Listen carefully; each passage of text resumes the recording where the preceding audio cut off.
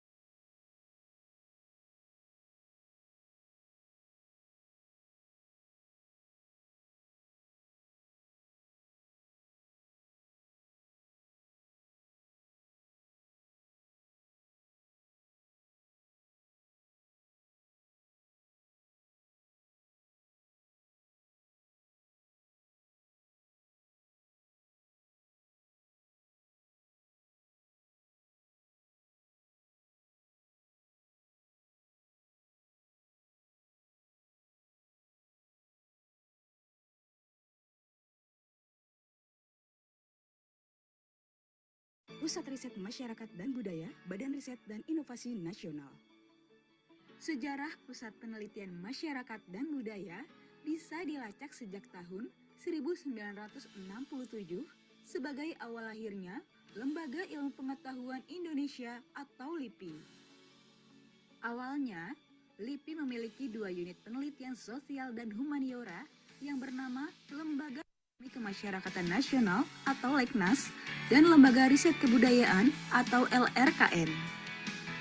Pada tahun 1986, Leknas dan LRKN mengalami pemekaran menjadi 4 pusat penelitian dan pengembangan atau Puslitbang. Salah satunya adalah Puslitbang Kemasyarakatan dan Kebudayaan atau PMB. Sejak tahun 2001, Puslitbang Kemasyarakatan dan Kebudayaan berganti nama menjadi Pusat Penelitian Masyarakat dan Budaya. Memasuki tahun 2021, Presiden Joko Widodo meresmikan pembentukan Badan Riset dan Inovasi Nasional atau BRIN. BRIN sebagai satu-satunya payung yang menaungi berbagai lembaga penelitian di Indonesia. Maka, sejak saat itu, PMB menjadi salah satu pusat riset di bawah naungan BRIN.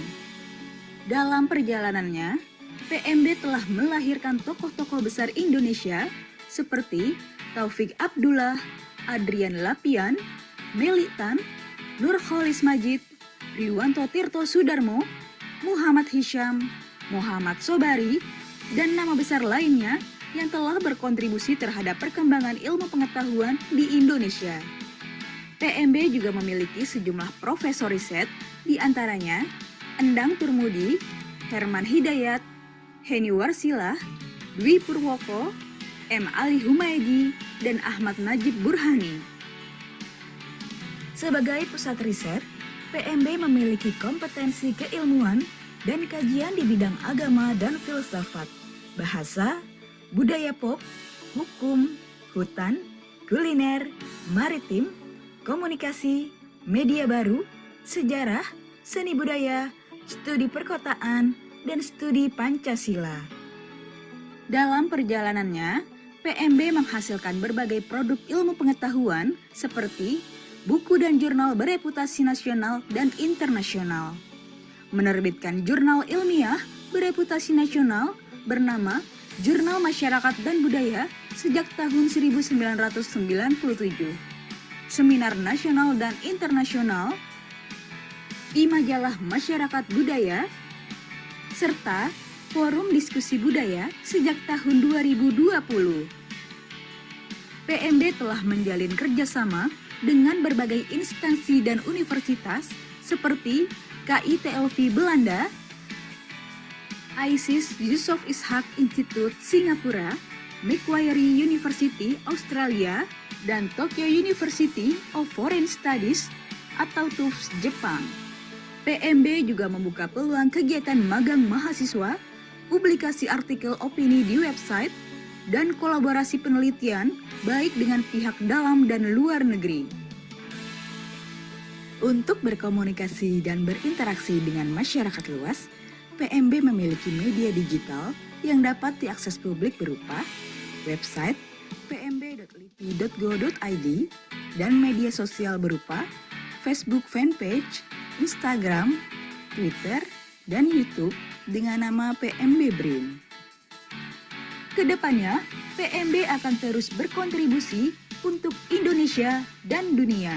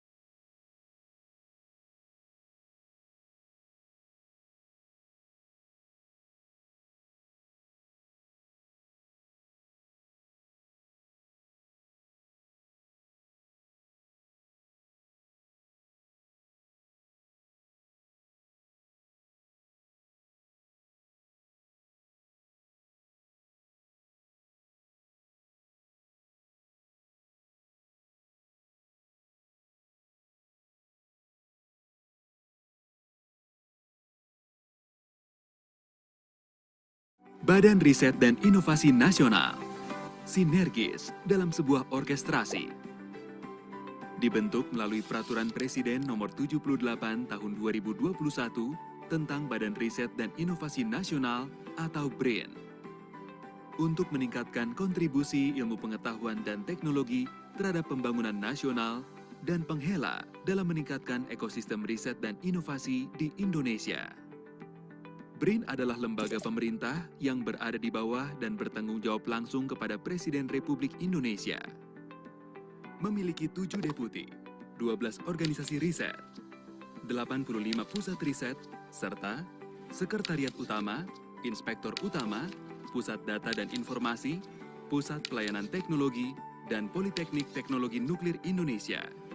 Melalui 3 arahan, konsolidasi sumber daya iptek, menciptakan ekosistem riset, dan fondasi ekonomi berbasis riset. BRIN hadir untuk mewujudkan cita-cita Indonesia menjadi negara maju 2045 dan menjadikan Indonesia sebagai rujukan dunia, baik dalam pengembangan kemanfaatan ilmu pengetahuan dan teknologi, kebijakan, dan kemanfaatan bagi umat manusia.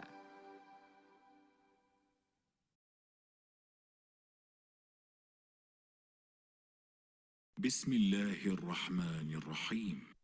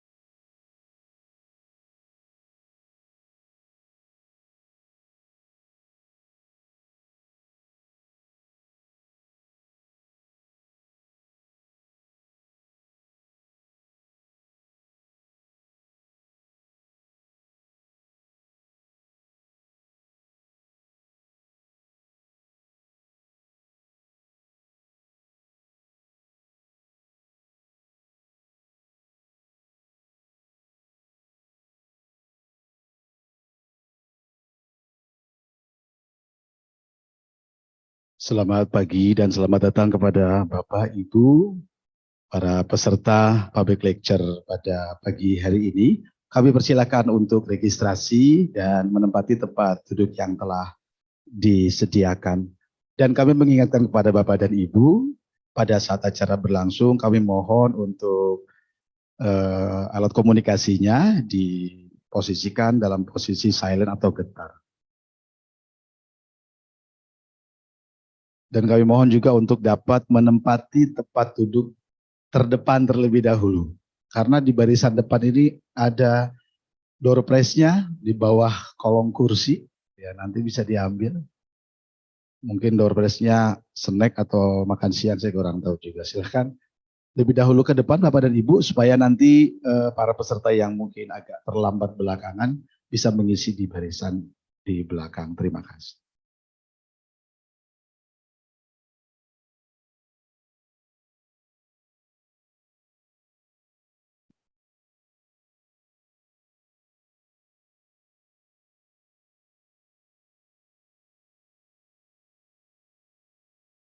Mohon izin kepada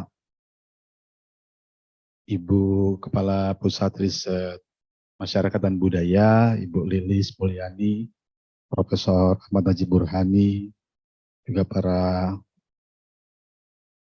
peneliti senior mungkin bisa mengisi tempat duduk di depan.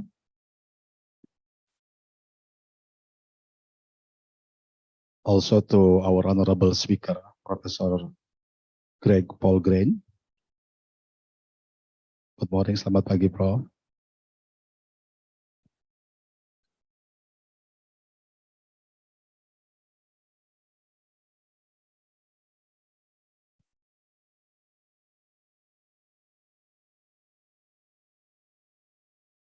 Sekali lagi kami mohon sebelum acara kita mulai beberapa saat lagi untuk barisan terdepan mohon dapat diisi terlebih dahulu. Masih ada sebelah kiri saya masih ada 4 yang kosong, di sebelah kanan saya masih ada 3 yang kosong. Silakan diisi terlebih dahulu.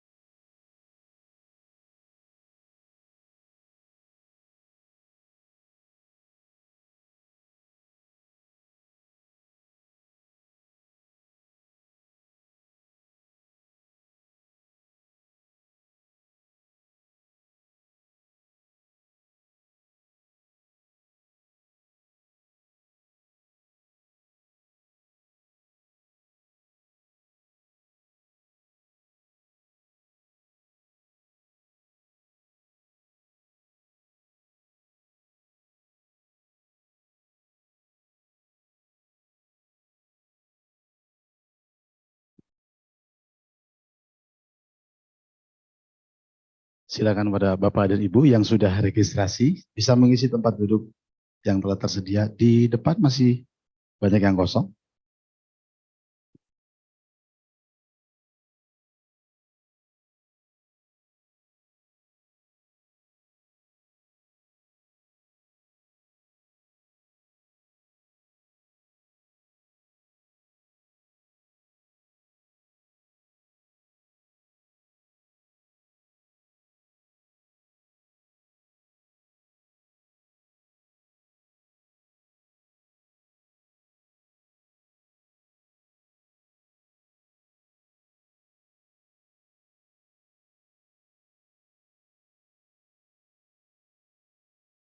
Silakan Ibu, di depan masih kosong, Bu.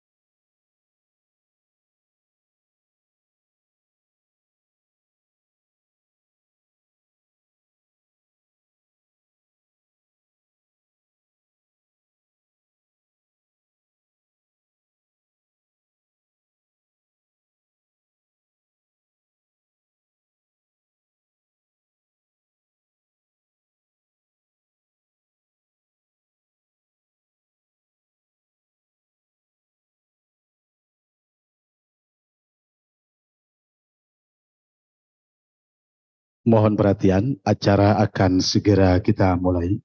Persilakan kepada Bapak dan Ibu untuk menempati tempat duduk yang telah disediakan. Terima kasih.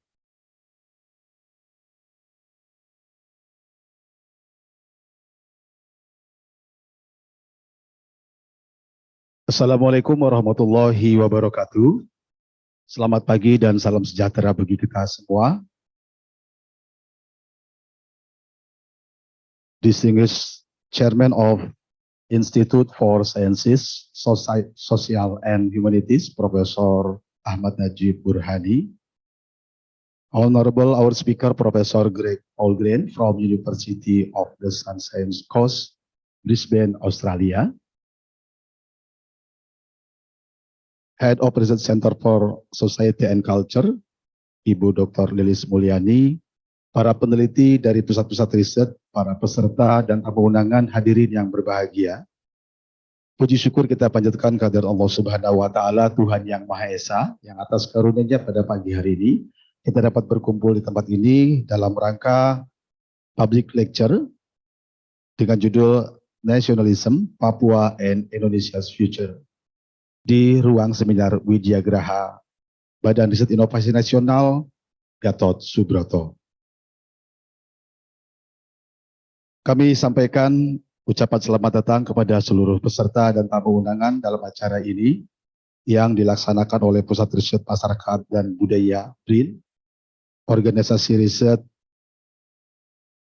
Ilmu Pengetahuan Sosial dan Humaniora, Badan Riset dan Inovasi Nasional. Hadirin yang berbahagia, untuk acara yang pertama menyanyikan lagu kebangsaan Indonesia Raya. Hadirin dimohon berdiri. National Anthem Indonesia Raya. Please rise up.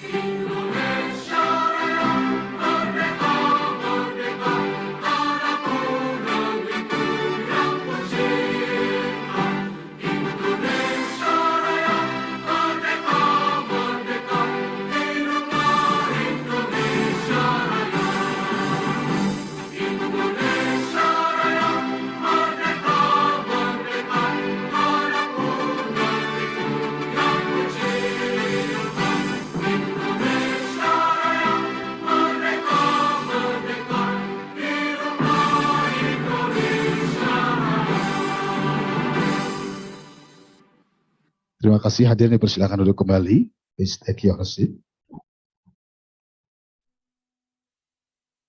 Hadirin yang berbahagia, selanjutnya pembacaan doa pembuka yang akan dibacakan oleh Bapak Sajirin. Kami persilakan.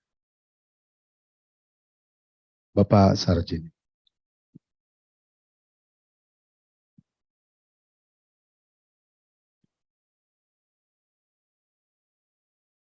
Assalamualaikum warahmatullahi wabarakatuh. Hadirin sekalian, sebelum acara pada hari ini dimulai, mari sama-sama kita berdoa untuk keselamatan kita, kesejahteraan kita.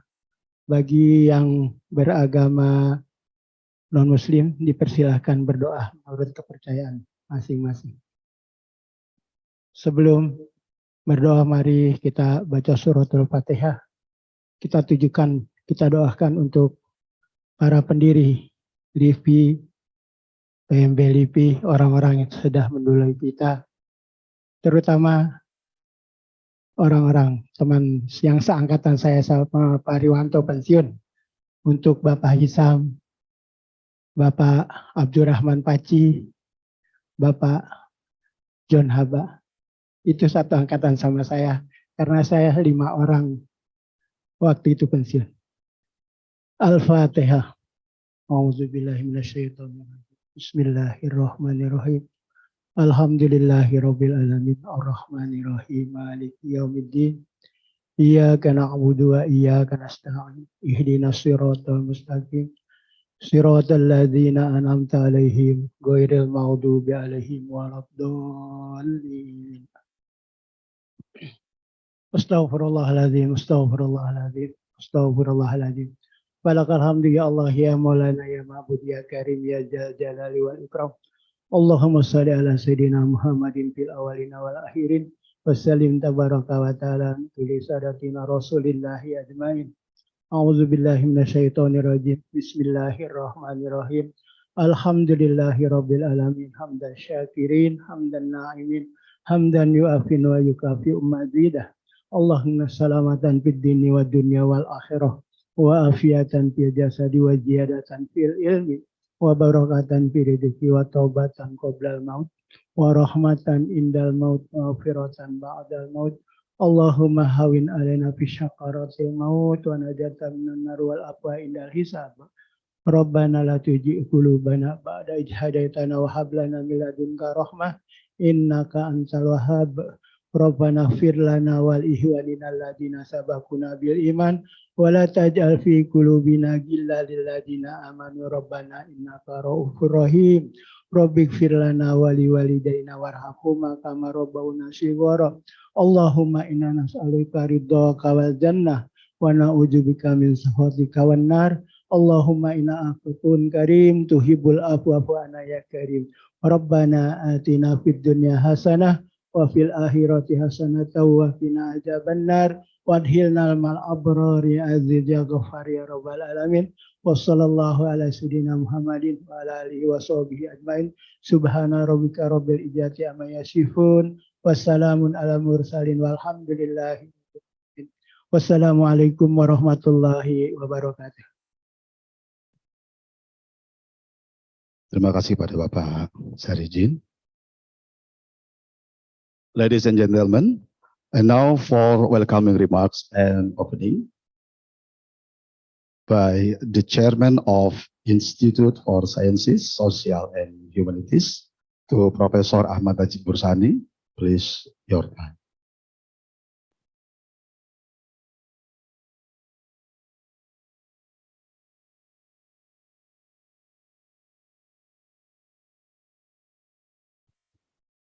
Assalamualaikum warahmatullahi wabarakatuh. Selamat pagi, salam sejahtera, Om Swastiastu, Namo Buddhaya, salam kebajikan, salam sehat untuk kita semuanya. Ini pakai bahasa Indonesia aja kan Pak? Yang saya hormati Pak Riwanto, Tirtosudarmo, Pak siapa namanya, Pak Niels ya.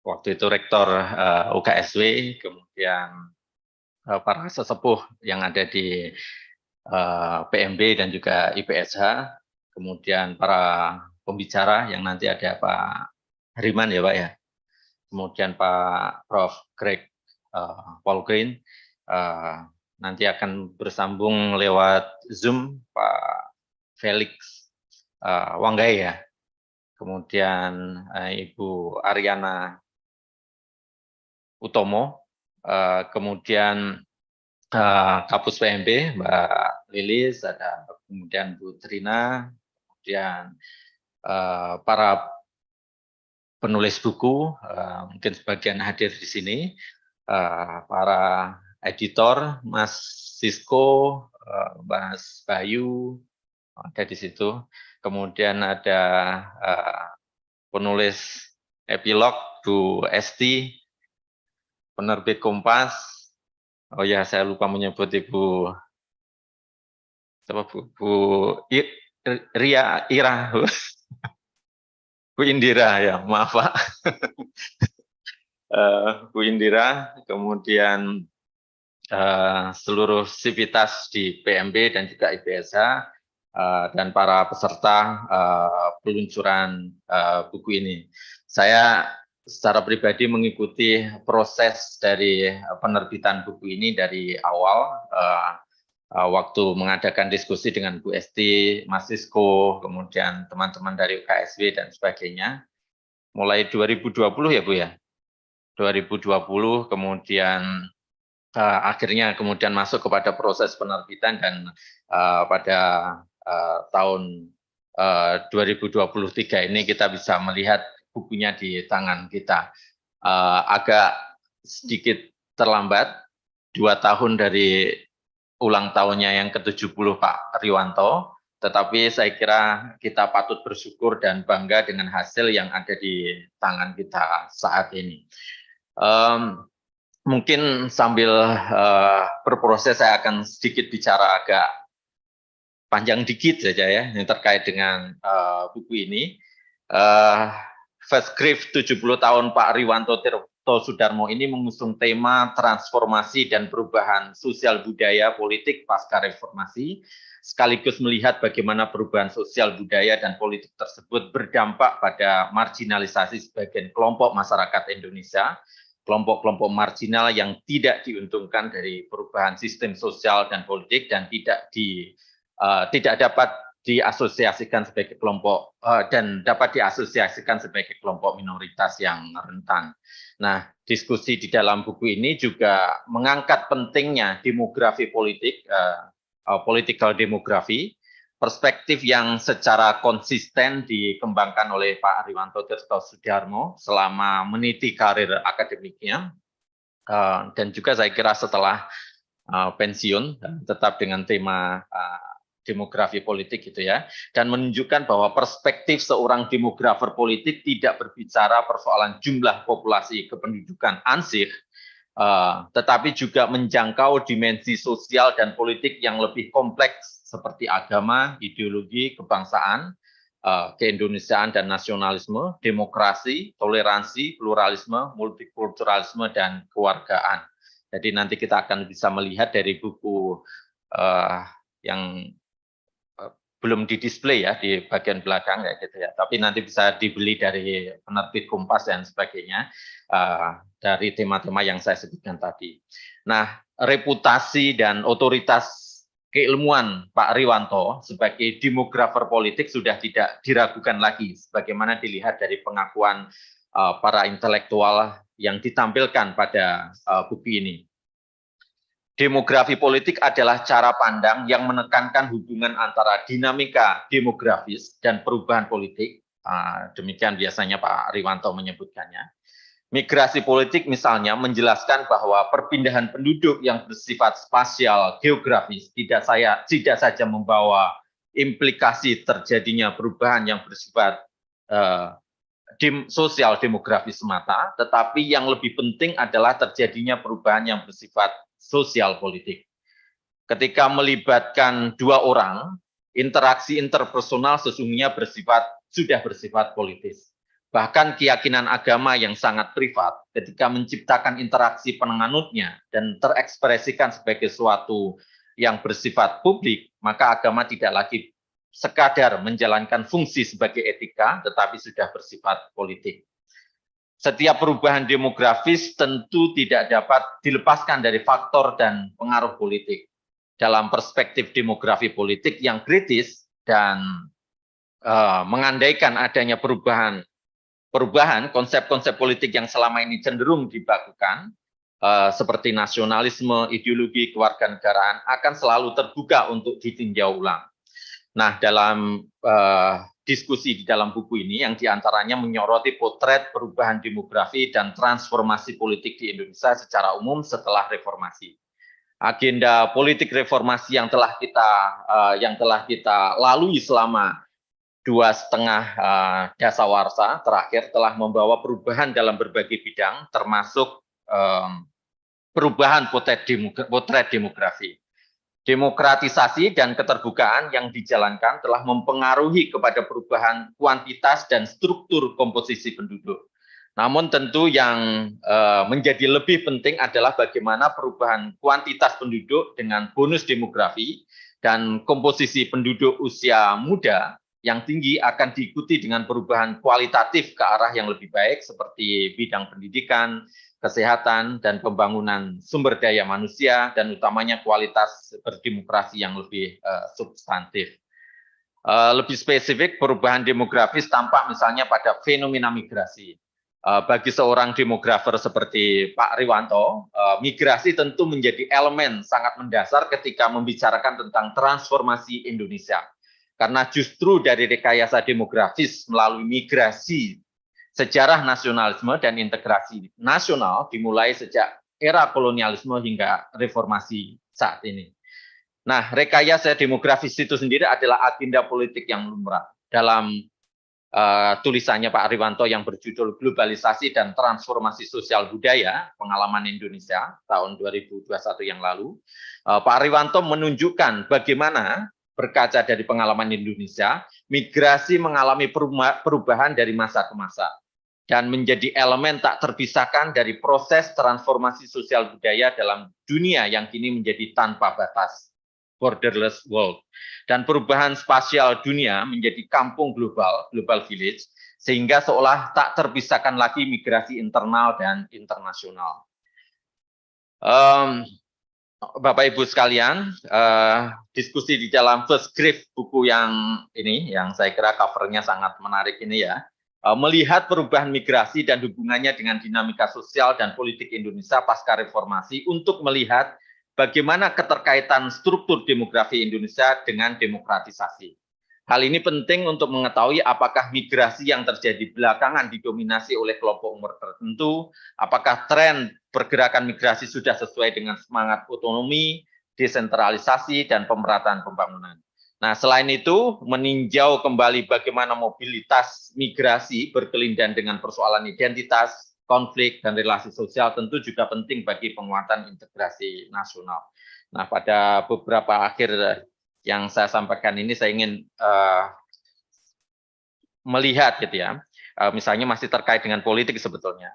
Demografi politik sejauh membaca beberapa tulisan Pak Tirtosudarmo, Pak Riwanto Tirtosudarmo tentang keindonesiaan, juga menggiring kita untuk merenungkan lebih jauh persoalan integrasi kebangsaan terkait menyatunya salah satu populasi terbesar, penduduk terbesar, populasi penduduk terbesar dan paling beragam di dunia ke dalam satu kesatuan politik dalam bentuk negara bangsa, NKRI sebagai rumah bangsa, dan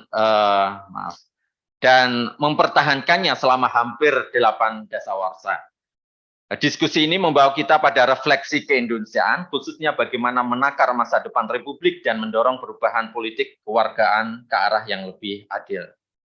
Sebagaimana pernah ditulis oleh Pak Riwanto dalam Demografi Politik Patriotisme sebagai Nilai Keindonesiaan dari Kolonisasi Menjadi Negara Bangsa, ini tahun 2017, Indonesia memiliki kenyataan alamiah yang bersifat given dan tak ada duanya di dunia, yaitu pertama, kenyataan geografis dalam bentuk kepulauan, archipelago, dan kedua, kenyataan kultural berupa keragaman kebudayaan, cultural diversity.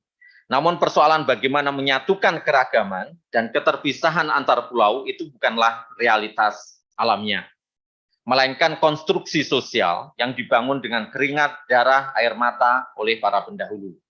Dalam sejarahnya juga, lahirnya ikatan kebangsaan itu tidak lepas dari penyelesaian problem-problem demografis sejak era kolonialisme hingga melahirkan rekayasa demografis dari rezim ke rezim sampai sekarang. Menjaga ikatan dan komitmen kebangsaan dalam bentuk negara kesatuan di tengah tantangan demografi yang kompleks seperti ketimpangan pemerataan pembangunan dan sentralisasi populasi penduduk tidaklah mudah. Nah, persoalan tentang kebangsaan pasca reformasi ini dapat dilihat dalam berbagai bagian di dalam buku yang kita luncurkan pada pagi hari ini.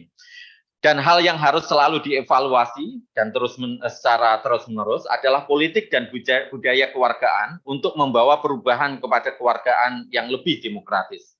Reformasi memberi peluang untuk mewujudkan kewargaan yang lebih demokratis, yang sesuai dengan nilai-nilai demokrasi seperti kebebasan, kesetaraan, dan keadilan, serta menjunjung tinggi nilai-nilai hak asasi manusia.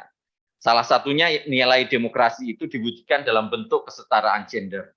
Kita tidak boleh melupakan nasib kaum perempuan dan anak-anak. Kaum perempuan adalah kelompok yang meskipun secara populasi banyak, tetapi seringkali menjadi kelompok minoritas rentan. Karena struktur sosial dan politik yang belum menghargai kesetaraan gender dan peran serta kedudukan kaum perempuan. Misalnya dalam kasus kekerasan seksual yang meningkat beberapa waktu, misalnya di beberapa tempat, perempuan menduduki posisi victim blaming daripada laki-laki. Kaum perempuan masih mengalami posisi subordinat di tengah masyarakat. Kaum perempuan dalam struktur sosial masyarakat patriarkis yang diskriminatif mengalami korban paling menderita dari praktek diskriminasi dan kriminalisasi. Instrumen hukum gagal dalam beberapa kasus memberikan rasa keadilan bagi kaum perempuan. Akhirnya, 8 bagian topik masing-masing yang ada di dalam buku ini menjadi concern demografi politik dari Pak Riwanto Tirtosudarmo dari sudah beberapa dekade yang lalu, mulai dari isu perubahan kondisi sosial demografis hingga hubungan politiknya dengan struktur negara, masyarakat, dinamika global. Ini menunjukkan luasnya jangkauan intelektual demografer politik yang sedang kita luncurkan bukunya pada pagi hari ini. Sekian, terima kasih dan sekali lagi selamat atas peluncuran buku ini, dan untuk Pak Riwanto, sweet 70s, bukan sweet 17 ya. Wassalamualaikum warahmatullahi wabarakatuh. Mari kita buka dengan memanjatkan puji pada Tuhan Yang Maha Esa. Terima kasih sekali lagi. Assalamualaikum. Terima kasih kepada Kepala Organisasi Riset Ilmu Pengetahuan Sosial dan Humaniora, Profesor Ahmad Najib Burhani. Distinguished guests, ladies and gentlemen, and now for public lecture, Nasionalisme, Papua and Indonesia's Future, with Professor Greg Paul Grant from University of the Sunshine Coast, Brisbane, Australia, will moderate by Bapak Khairul Muqtafa. Untuk itu kepada Bapak Khairul Muqtafa, kami persilahkan untuk naik ke atas pentas selaku moderator. Kami persilahkan, Pak. Kita berikan aplaus dulu untuk kita semua yang ada di sini.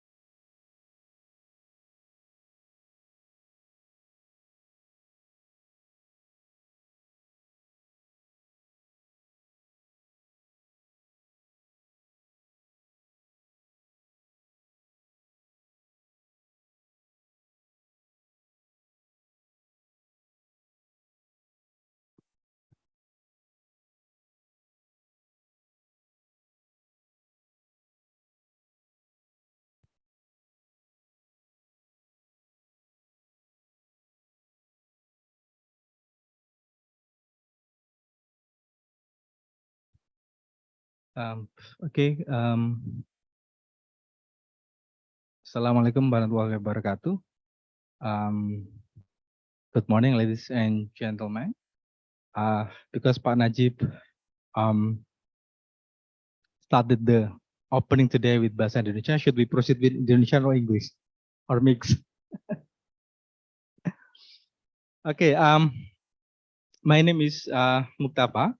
I'm from Research Center for Society and Culture, PMB, of National Research and Innovation Agency, BRIN. First of all, I would like to welcome you all to BRIN. It's just an honor for us to have you all here joining us in our events, which is public lecture and book launching. In particular for Professor Greg, he has been staying in Indonesia for a week, I guess. But in Jakarta in a couple of days because I stays in Salatiga for a couple of days over there. And then we have Pak Neil, Pak Riwanto, Pak Najib, Bu Lilis, and all the guests today. Before we proceed with the discussion today with the public lecture, I would like to congratulate Pak Riwanto for the new book. I've read some of articles over there. It's quite interesting and thought-provoking.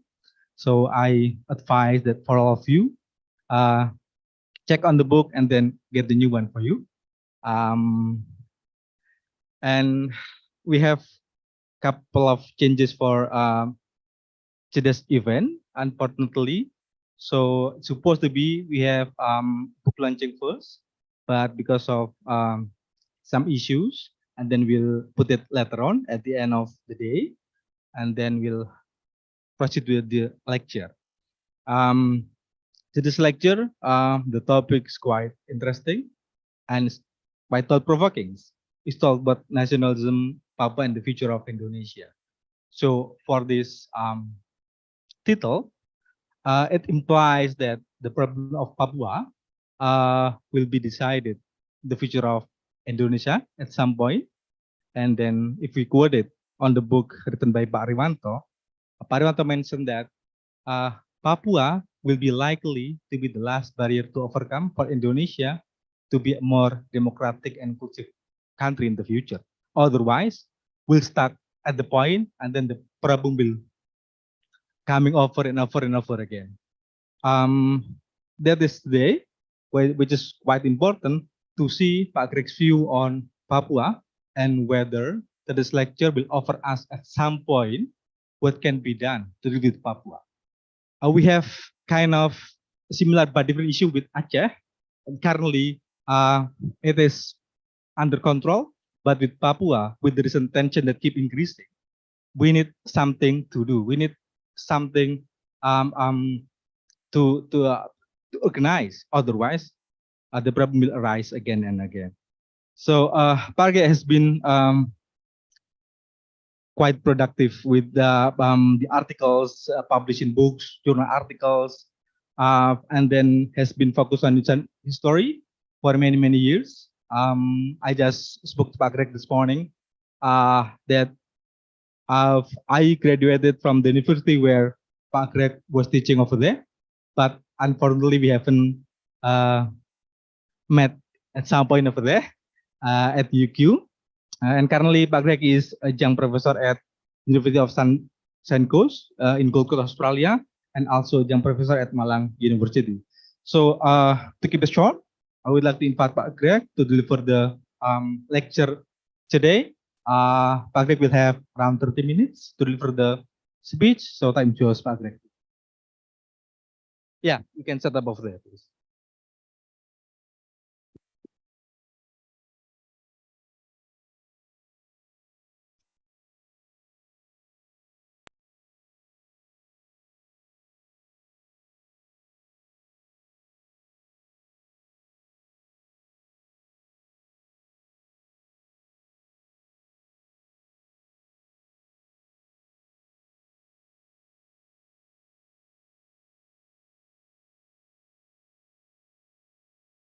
Is that on? That's on. Thank you. Sorry. So I'll start by welcoming everybody here, and I'm very pleased to be able to talk on the subject and hope that I can help with some more understanding, greater understanding of the subject Papua. So 2 months ago, in June, the Tick News had an article on Papua, Khairul Fahmi from the Institute for Security and Strategic Studies responded to a statement by Megawati Sukarnoputri, who said if she was still commander, she'd put more battalions into Papua because the problems there never stop. He said, resolving the Papua problem is actually a marathon in nature. It requires collaboration across sectors and would be unfair if it were only borne by Tiani Golri. And he added, it must be remembered that Papua is no longer a military operation area. The military arrived in Papua Irian Jaya in 1962, and 60 years later, they are still there in strength. Papua may no longer be declared a military operation area, but there are more troops there now than ever before. 60-year presence in Papua has led to problems, led to amazing problems. First 40 years, the death toll in Papua was horrendous. In 1983, for example, the Anti-Slavery Society in London sent me to check a report that children in the under 5 age group in the Asmat area were dying like flies. 6 out of 10 were dying. The report was correct. More recently, the Jakarta-based NGO Contras declared 734 Papuans were killed last year, 2.5 times the number of Palestinians killed in Israel by the Israeli army. And from Kabupaten and Duga, there were 60,000 refugees, to give you an idea of the situation in Papua. That's from one Kabupaten. In 1999, when Mega was vice president, I was invited to participate in a special meeting on Papua with 10 of her advisors. They said to me, quite frankly, Papua was a problem. They did not know how to solve the problem. Times have not changed.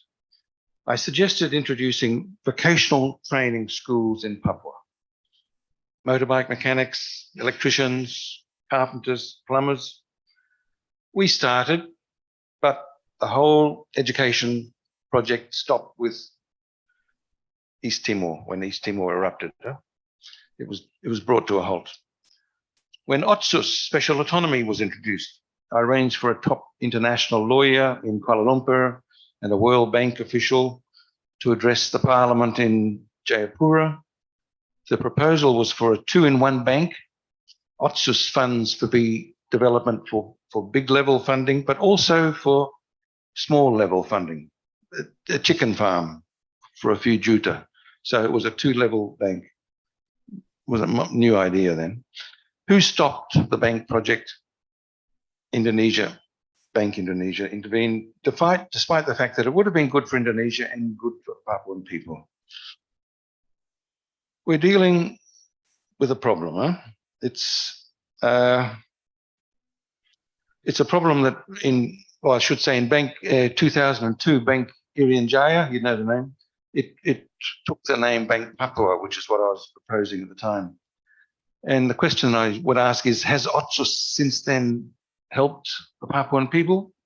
Sedikit, but it should have helped 100 times more. So there is a problem.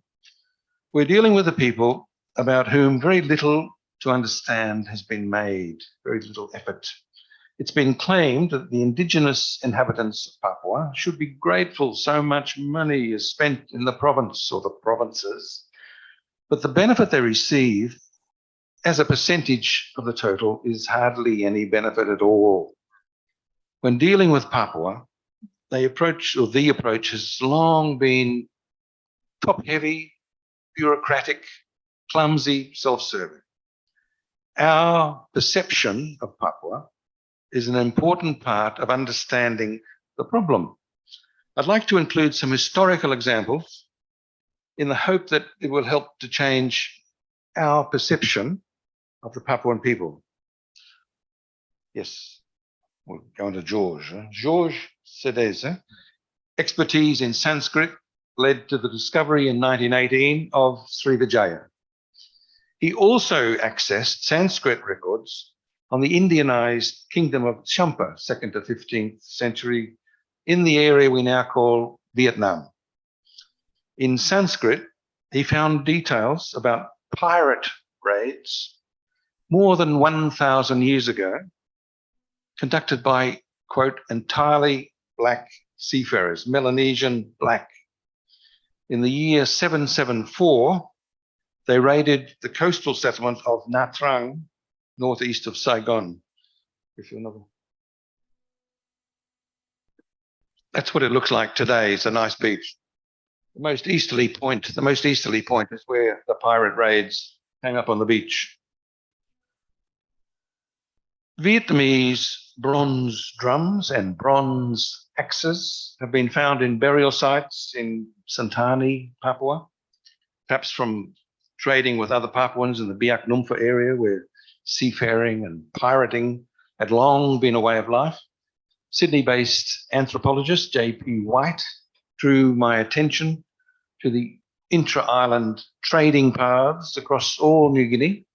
He said they had existed for up to 5,000 years before the present day. The term Melanesian, referring to black-skinned people, was coined by a French navigator, Lebih, in 1832 to describe the inhabitants of New Guinea and the islands to the east of New Guinea, stretching into the Coral Sea, Pacific Ocean, and from New Guinea to Fiji. The distance traveled to Vietnam by those pirates was 3,000 kilometers. Even if these pirates from the northern coastline of West New Guinea were, I'd call them king of the seas, for centuries, 3,000 kilometers is a long way. Maybe. When the Portuguese first arrived in Southeast Asia, 1511, they captured Malacca, sent 3 Portuguese ships to the Spice Islands further east. The type of ships was a caravel, 23 meters long, laden with supplies. In the Java Sea, they sighted large Papuan pirate vessels. The Papuans were in the Java Sea, 3,000 kilometers from New Guinea. The Portuguese steered clear. They didn't want to hassle. This example is similar to the Sanskrit records 800 years earlier. Longer than the Portuguese caravel, the Papuan pirates used outriggers on their vessels to give remarkable ocean-going stability and speed. The best description of these pirates comes from Portuguese man, Roxo de Brito. He was exploring Raja Ampat, Seram. For 18 months he was there in the year 1580, 1581, so quite a while ago. These types of pirate vessels, he wrote, carried 100 Papuans and on board, sometimes more. And in one day, they were capable of traveling 75 kilometers. He wrote, and I quote, "When I traveled in these, I was unable to remain standing because when they paddle, they go so fast you fall over." So he had to sit down. Why have we not heard more about this Roxo de Brito? Because his report mysteriously disappeared for centuries in the Spanish archives in the Philippines. It was only rediscovered and translated 30 years ago. It showed Papuans were trading in nutmeg, masoi bark, and gold. It creates a completely different perception of the Papuans to the one we all inherited from the Dutch after 300 years of the Dutch. It left us with a wrong impression. De Brito pinpointed a village on the southern side of Maclure Gulf. That's the gulf under the Kepala Burung, under the bird's head, where gold was brought from the highlands of New Guinea. This had been done for centuries, and the Spanish disrupted it and hid the records. De Brito reported that the highland people collected gold from rivers in the highlands. This was written in the report. No other Portuguese, Spanish, English, French, Dutch navigator ever found this out. They all knew gold was coming from the highlands, but nobody ever got there. Nobody ever went. Nobody could get there. The Spanish also decided to colonize after the Portuguese colonized New Guinea. The Spanish tried as well, but then they decided, no, they better try the Philippines. The Papuans, by the way, initially defeated the Portuguese in pitched battle when they first arrived in Ternate Tidore. Papuan warriors had helped the sultans of Ternate Tidore. The Portuguese commander there said he'd never seen such fighting prowess. He wrote in his diary, "The dead were the lucky ones." But when the Portuguese had sufficient cannon, sure, they took over Ternate Tidore and European colonizers moved in. There was one amazing example of Papuan people looking after a Spanish sailor. The ship arrived on the shore. They were dying of thirst. Papuans took in one of the sailors, the only one that survived. They looked after him for 1 year, and they then took him back to Tidore, and the commander wrote in his diary that the man said he was looked after by the Papuans as if he were one of their family. That's amazing. It's not the sort of impression we have of the Papuans, is it? They cared for him as one of their own family. If there's another slide. Is that it? Just to give you an idea of the territory. How different is this to the perception of Papuan people that's passed down through history? History of the Papuan people has become the norm, is not the correct one. It's still a problem today. It is our perception that is the problem. Adding battalions will not solve the problem. Next came the Dutch monopoly, the nutmeg monopoly, making the price of nutmeg almost the same price as gold. The monopoly led to Amsterdam being the financial capital of the world for 150 years. To give you an idea. The spice trade was in Maluku, 7% land, 93% sea. Ploughing the seas was the motto of the Dutch East India Company, the VOC, and they harvested huge profits over 2 centuries. To maintain maximum profit, the monopoly had to be watertight. Unwanted crops, as you know, were destroyed, independent growers punished severely. The problem for the VOC was one variety of nutmeg was endemic in the Spice Islands, but another oblong variety was growing in Papua. If you could, yeah. And they'd been exporting this for 1,000 years. By the way, as I said to earlier, do you know where bananas come from? Pisang, sugarcane, taboo. Thousands of years ago, 3,000 years ago, it originated in New Guinea, bananas and sugarcane. So you should think of that next time we put some gula in our tea. Not only was Papuan nutmeg disrupting the Dutch monopoly, the Papuan war canoes were attacking Dutch boats. The VOC didn't like it. They had to suppress the Papuans, and they authorized the sultans of Ternate Tidore to use cannon to attack unguarded Dutch Papuan villages. And they also approved slaving as a policy of colonial suppression by proxy. 1703, Tidore's representatives were allowed to travel with the company officials to New Guinea. This was the beginning of a practice which was to continue for the next 2 centuries. The Dutch monopoly persisted in 1780. The era of free trade started after the Dutch-English War.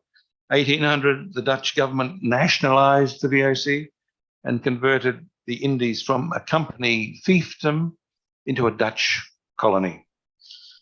While there was a change of administration, there was no change in the policy of exclusion and isolation of Papua. That's what the VOC needed, and it was continued. So in the 1800s, when the Netherlands East Indies began to focus on Java, Papua remained a near forgotten territory. You get the Dutch white caps signifying the power. Not until 1938 did people reach the idyllic highlands of New Guinea. Up until World War II, Dutch colonial administration in Netherlands, New Guinea controlled 5% of the territory. So the Papuan people controlled 95% of the territory. It was called Netherlands, New Guinea. It was almost a misnomer in that flying boat. So in 1938, famous American Richard Archibald landed in the highlands with his giant flying boat. He wrote, every afternoon at 3 p.m., men, women, children, Papuans, had been working in the agricultural fields. Women returned to the village. The men took care of the children. It was a hideaway of idyllic beauty, peace, and tranquility, he wrote. He walked through acres and acres of highly cultivated fields, sweet potato, sugarcane, cucumber, spinach, beans, bananas, tobacco. After bathing the children, the men then conducted school. There's no Dutch people around. This is before Dutch ever went near the place. This is indigenous Papuans having school at 3 o'clock. Then they returned to the village for the evening meal. Huh? And there's a side of a garden. Yeah, it's quite a big garden. Archibald called it Shangri-La in the National Geographic in the USA. An ideal society, it means Shangri-La means ideal society and magnificent mountain settings, free of malaria, etc. Archibald's flying boat had a wingspan of 31.6 meters, standard long-range US bomber, PBY-4 from the US Navy, converted for transport work. Some of the biggest family names in the USA were funding the expedition: Aldrich, Bunker, Ellsworth, Morgan, Rockefeller. What I'm saying is not only Japan, but the rich elite in USA already had their eyes on this large island of New Guinea, 6 times the size of Java. During the 1930s, Great Depression years, the Japanese Navy, without Dutch permission, also started operating in West New Guinea. The Dutch were unable to stop them. So they invited in the Americans, particularly Rockefeller. They'd never left. In 1936, a Rockefeller company with a Dutch name and Dutch staff, but American company, discovered the world's largest primary gold deposit just below the snow lines of New Guinea, Freeport, Indonesia, as we know. Significant to note how Archibald's image, beautiful image, starkly contrasts with the image of Papuan society depicted 61, 62 by the CIA, who helped things happen here. That is, persons like Alan Dulles, who also worked for Rockefeller Oil, who wanted to gain access to the gold they'd found in 1936. In contrast with Archibald is the story of Michael Rockefeller, 1961. It shows how our perception can be influenced by not knowing the full explanation. Michael Rockefeller had come to Netherlands, New Guinea in mid-1961 with a group making a documentary and writing a book. That's it. The documentary called Dead Birds showcased the Dani people as too primitive to govern themselves. Archibald's Shangri-La was never mentioned. The book, entitled Under the Mountain Wall, was written by John Matheson. He passed away in 2014, funded by the CIA to write the book. He was a well-known American writer. Later years, he said he was always regretted writing that book. CIA paid a lot of money, so he did it. Gardner was the man who made the film. He never came clean. The book was saying the same thing as the documentary. The filmmaker wanted to create an atmosphere of continuous tribal warfare, exploiting the ignorance of the Western audience about Papuan culture, feeding them cinematic propaganda. Completely opposite to what Shangri-La was before, in the same area. Michael Rockefeller and the group went back to the USA. Then he came back shortly after. He returned to collect wood carvings for the Metropolitan Museum of Art in New York, owned by his father, Nelson, the governor of New York, and later the vice president of USA. Michael, himself 23 years of age, was heir to the Rockefeller oil fortune. November 61, world media ran wild with the story that Michael Rockefeller had been eaten by cannibals on the beach with sago. In one of the many interviews I've had with General Nasution over 30 years, former head of the Indonesian army, as you know, he told me he had conducted his own investigation into the disappearance of Michael Rockefeller and said the story about being eaten by cannibals was totally untrue. I agreed with him and explained how I reached my conclusion. Having interviewed the person who was traveling with Michael Rockefeller, Rene Wassing, a young Dutch anthropologist, in 1981, I spoke with Wassing when he was working in a museum in the Netherlands. Wassing and two Papuan policemen in the Dutch government were traveling with Michael Rockefeller along the southern Asmat coastline in a flimsy boat, two canoes with a platform, a sunroof, and an outboard motor. Missionaries, anthropologists, linguists had arrived in this area 5 years earlier. There was even an oil exploration company owned by Nelson Rockefeller drilling for oil near where the boat overturned, the accident that caused the disappearance of Michael Rockefeller. In his diary, Michael wrote, each day the four travelers had lunch delivered in a helicopter from the oil company. It's not bad getting lunch delivered in a helicopter when you're going around New Guinea. Rene Wassing told me they were crossing the 20-kilometer wide estuary of the river, the Arlandan River, big river, within 200 meters of reaching the shore. A wave came from the sea and pushed the boat up. It got pushed into the current, raging current, and the boat just turned over straight away, capsized. In an instant, it capsized in a raging current. Michael and Rene clung to the boat, upside down boat, and it started drifting out to sea, the Arafura Sea. The two Papuan policemen, they jumped over and they decided to try to swim, but the current was so strong they got pushed out to sea and had to swim right back. It took them 4 hours to swim back. And the two fellows on the upside down boat saw them 4 hours later. They waved, so they knew they would get help. But the upside down boat drifted out all afternoon, all night. Next morning,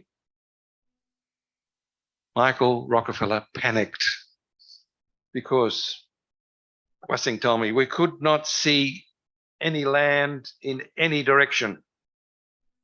With his arm out like this, he said, there was no land anywhere. It was just sea, sea, sea. Rockefeller panicked, obviously. Even today, we do not realize the overturned boat was 23 kilometers out to sea, far beyond sight of land. Wassing was clearly upset by all this, even when I interviewed him. He was never interviewed by the media. He was sent home, in fact. Although several authors, American authors, have claimed, for example, Carl Hoffman, author of Savage Harvests, A Tale of Cannibals, Colonialism, and Michael Rockefeller's Tragic Quest for Primitive Art, 2014, so it's fairly recent. When I contacted him to ask if he'd interviewed Wassing, he admitted it was not true. Reading his book, however, you get the impression he was almost in the boat.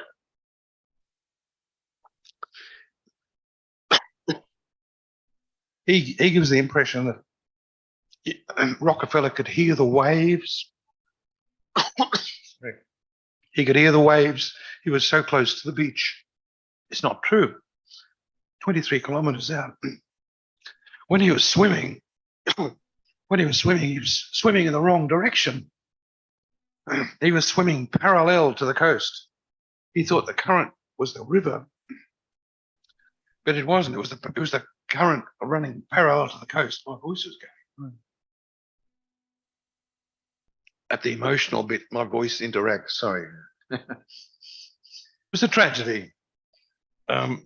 Rockefeller tried to put a petrol tank under his arm, swimming, and he would have lasted half an hour, either a shark or he drowned. But the Rockefeller family capitalized on his death, which is another tragedy. The natural resources of West New Guinea was the main reason why Japanese naval intelligence in 1945 helped the Indonesian nationalists put forward the claim to Netherlands, New Guinea. Nishijima, thank you. Makasi, yeah, thank you. Got me going again. Yes. So it was also the main reason I said Rockefeller wanted West New Guinea. In the late 1950s, US funds were secretly coming under the table, I say, to Indonesian foreign ministers. Sunario and Ruslan Abdul Ghani told me money was coming to help the army in the anti-Dutch quest to kick them out from New Guinea. It gave them the advantage because the other great political party was the PKI. They were calling out. So giving them money under the table was an advantage. In 1961, when JFK became president, the director of Central Intelligence, Alan Dulles, was not working in unison with the president. In fact, nobody was able to control Alan Dulles, and his schemes were designed to benefit Rockefeller Oil. Alan Dulles wanted New Guinea sovereignty dispute settled in Sukarno's favour because his covert plans to replace Sukarno with a military regime were well advanced from 1958. Between the time that Indonesia gained administrative control over Netherlands, New Guinea, 1st of May 1963, and the time when Sukarno's political demise really started, 30th of September 65, it was only 30 months. 30 months. Dulles' strategy was built around the prospect of regime change in Indonesia. Neither Kennedy nor Sukarno knew that the territory had a primary gold deposit that was the largest in the world. It was so rich that Indonesia has never been the same since. I'd like to inform you about 3 interviews, one with this fellow, Jean-Jacques Duzé, the Dutch geologist who found the gold, Joseph Luns, Dutch foreign minister for 17 years, a central figure in the Dutch-Indonesian dispute over West New Guinea sovereignty, and with Nishijima, the Japanese naval intelligence officer who helped Sukarno in 45. If you just run through some slides, I've just put these together to give you an idea of how difficult in 1936 was the expedition up in the mountains when Duzé found the gold. That's the boat that he used to fly up 5,000. It could go up 5,000 meters high, that boat. And it could also land as a flying boat. But he explored the territory by air before he went up there on foot. And that's the sort of mountains that they had to climb. It took 3 days to get up that slope, 3 days. And that's a picture of them walking on the highlands. That's Duzé is the number 3, yeah, in the third from the camera. Yeah, that's on top of the mountain, 5,000 meters high. And this I want to show you is interesting because I asked Duzé about the geological aspect of his expedition. His own drawing, this is his own drawing, shows 2 mineral deposits. If you can see them up there, that's Grasberg. Etzberg is down here. That's Duzé's own drawing in 1936. He named it and he sketched it. Only after 16 years of mining the Erzberg, when it was depleted in 1988, did Freeport tell the Indonesian government about Grasberg. Freeport was awarded a special subsidy for exploration, despite Duzé having found the place in 1936.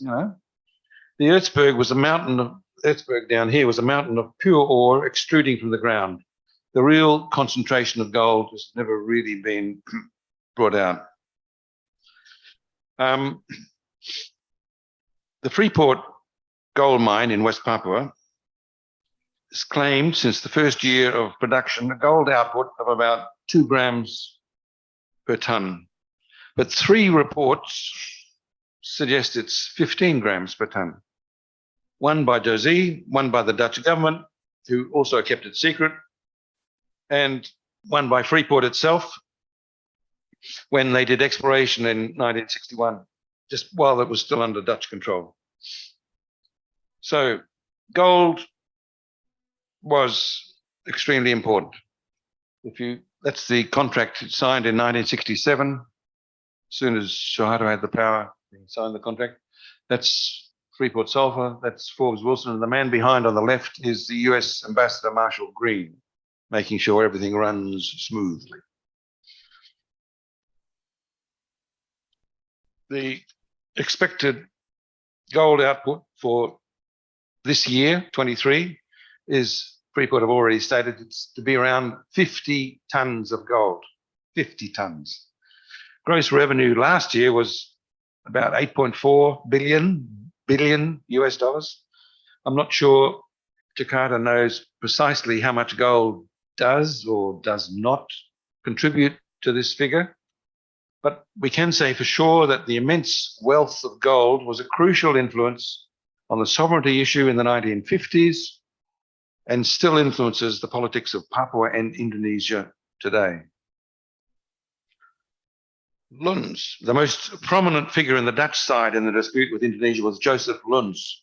Trained in Berlin by the Nazis before the war, Luns was a skilled diplomat. I went to see him when he was head of NATO in Brussels. I presented him with details, facts, reports.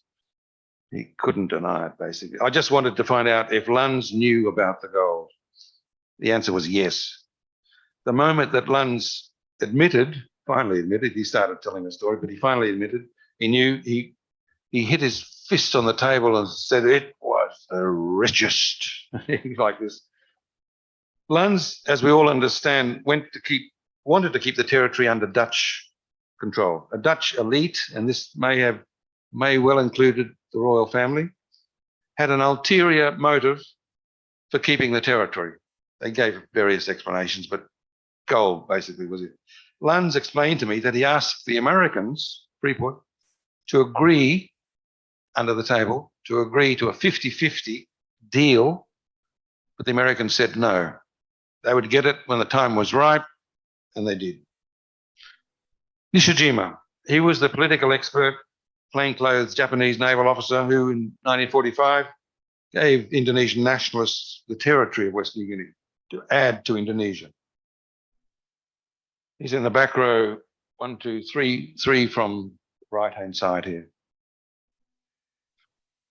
And the man on the right-hand side at the back is his close friend Yoshizumi, who trained Japanese Indonesian commandos in the War of Independence. He's buried in Blitar. Nishijima took home Maeda, went back to Japan when the war ended. When Nishijima offered the nationalists the Papuan territory, it should be noted, Vice President Hatta's response was no. It was also the response of Foreign Minister Agus Salim said no. Indonesia should not include the land of the Papuans. Sukarno accepted the offer, and I asked Nishijima, as I said in the Jakarta Post the other day, what Sukarno's response was when West New Guinea was included. And he said, Nishijima said, Sukarno's words were, if you want to give it to us, we'll take it. On the 17th of August, 1983 in Tokyo, I interviewed Nishijima second time, and I had 3 interviews in total. It's interesting that during the first interview, when questions were reaching a difficult stage, and I had to emphasize my point a bit, I brought along a young Japanese lady to translate, and she leaned over to me and said, Greg-san, please don't speak with this important person in this way. He's too important. You can't raise your voice. Anyway, when she went to the ladies' room, Nishijima leaned over to me and said, next time we come, don't worry about the translate in perfect English. Next time you come, just leave her at home and we can have a good discussion. So he just wanted to talk about it. After my third interview, he donned, chapil, is it? The hat? Chapil? The Patani use it in the rice paddies. Huh? He put on one of those, put on flip-flops, which you don't do in Japan apparently, and walked with me up the street to the railway station. And I was told later on it was basically a great honor, which I knew he was an amazing person, that's for sure. And he must have felt that I recognized he was. Huh? I remember reading a Dutch report quoting Japanese intelligence who said, this man, Nishijima, is worth 10,000 men. Wow. To sum up in a sentence or two, there's more to the problem of Papua than meets the eye. There are details and facts about the Papuan people that have been presented incorrectly in order to distort our perception of what the problem is. There's a lot of distorted history in the problem, which is only serving to perpetuate a malfunction in the process of solving the problem. But if I've conveyed one thing here, last half an hour, I hope it is the realization that other parties, others other than Jakarta and Papua, are involved in this, and it will not be solved without their participation. If we have the last one, Time magazine. Nor will it be solved without a change in our perception. And I hope some of what I've said will help in this way. On that note, we can end with this rather sad Time magazine 2007 picture. And after that, there's one more. This statue comes from Santani. It was influential in European sculpture from about 1930 onwards. And it's in, well, it used to be, it's in America now. It was in the Canberra for a while in the museum there. But what I find amazing, it's about 601 piece of wood, and it's a man and a woman. And what I find the most amazing about it is the angle. If you notice, the angle of the head of the man here is just slightly to one side of the woman, as he seems to be asking, what did she say? See, it's just, I think that's why it's become famous in Europe for many years. Huh? So with that sculpture, I'll end and open up to any questions if I hope to get from the audience. Thank you very much.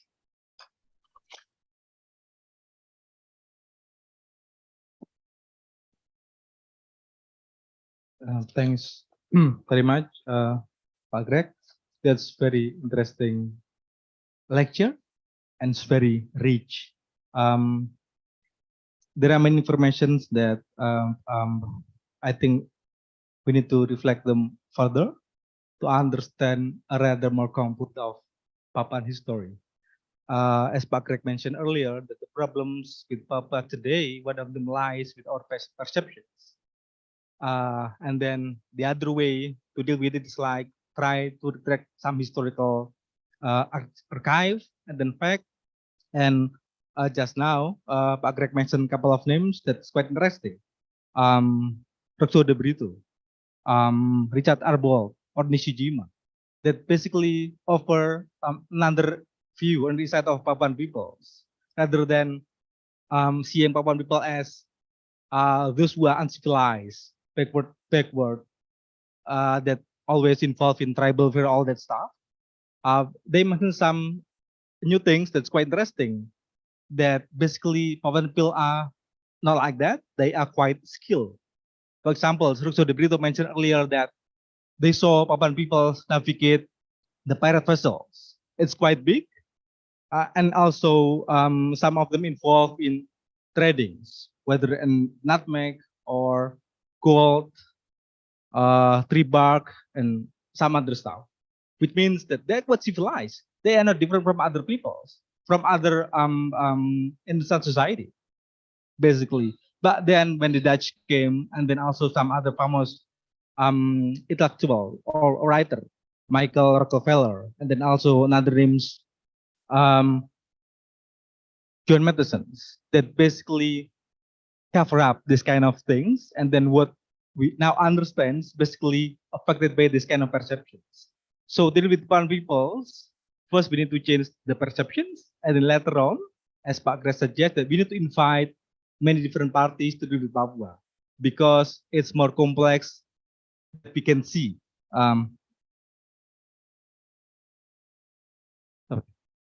We can see. So this is very interesting. So I know that some of you have already so many questions to ask, but please keep the questions for a moment, because we have another two speakers today. We have already another speaker joined with us via Zoom. which is Bu Aryani Utomo or Bu Ririn. Selamat siang waktu Melbourne, Bu Ririn. Yeah, he's been joining with us since the morning. So Bu Ririn is a senior lecturer in demography, geography, art and atmospheric science at the University of Melbourne.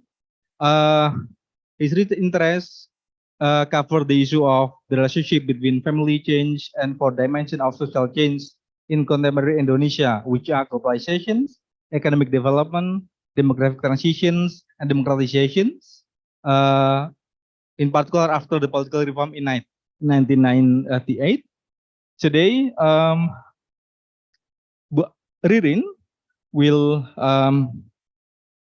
discuss some of the issue on demography, political reform, and also comment on some essays in the Pak Riwanto's book, which entitled Nationalism, More Rileks Nationalisms.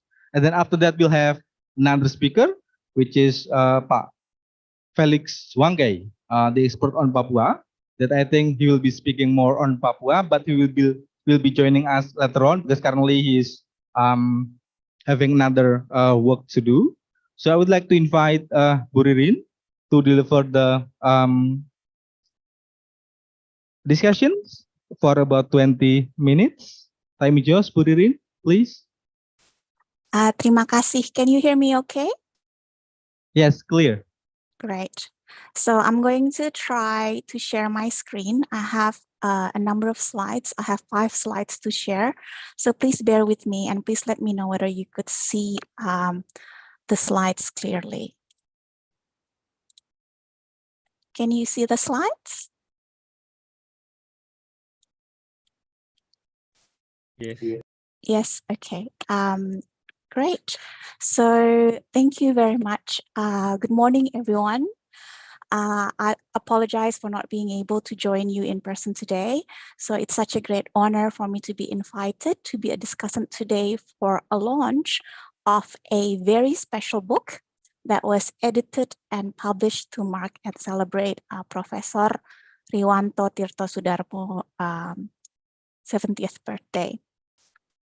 Sebelumnya, karena judul bukunya Riwanto Tirtosudarmo dan Nasionalisme yang Lebih Rileks, saya mohon izin untuk rileks juga menjadi discussion-nya.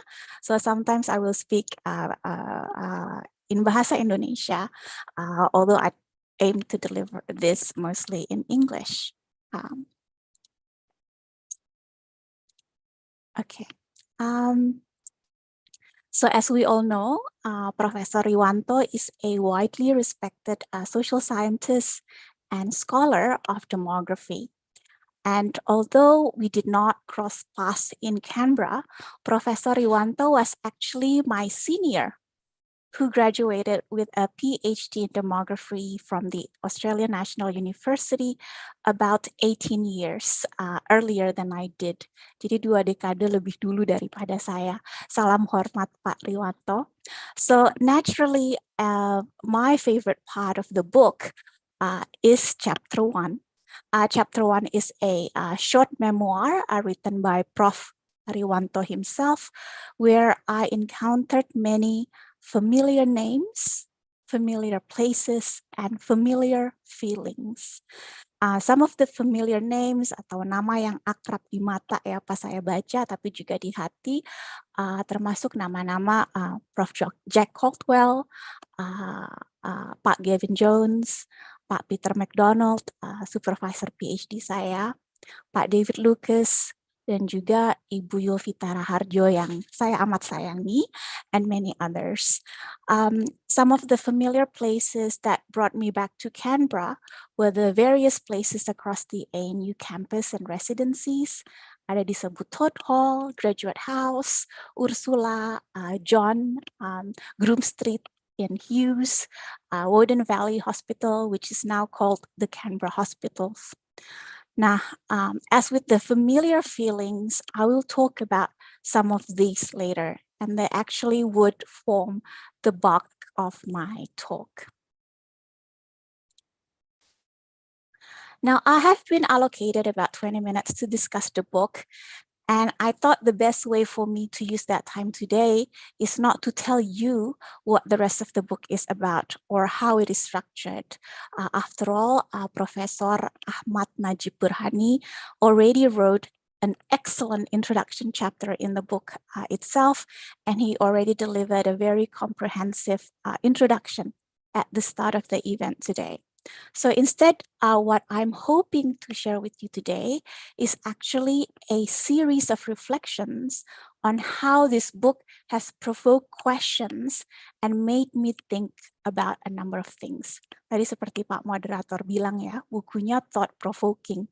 Jadi ini sebagai empirical evidence gitu bahwa bukunya telah memantik saya untuk berpikir dan merefleksikan hal-hal berikut. So today I'm going to organize these reflections into 3 sections. The first is a series of reflections on how the book makes me think about demography and as a discipline in Indonesia and beyond. The second one is on what I call the in-between demography. And this is inspired by Professor Riwanto's work on borders and also by his approach to research, social science, and knowledge production more broadly. And lastly, to borrow from the title of the book, I'm going to conclude by pondering about demografi yang lebih rileks.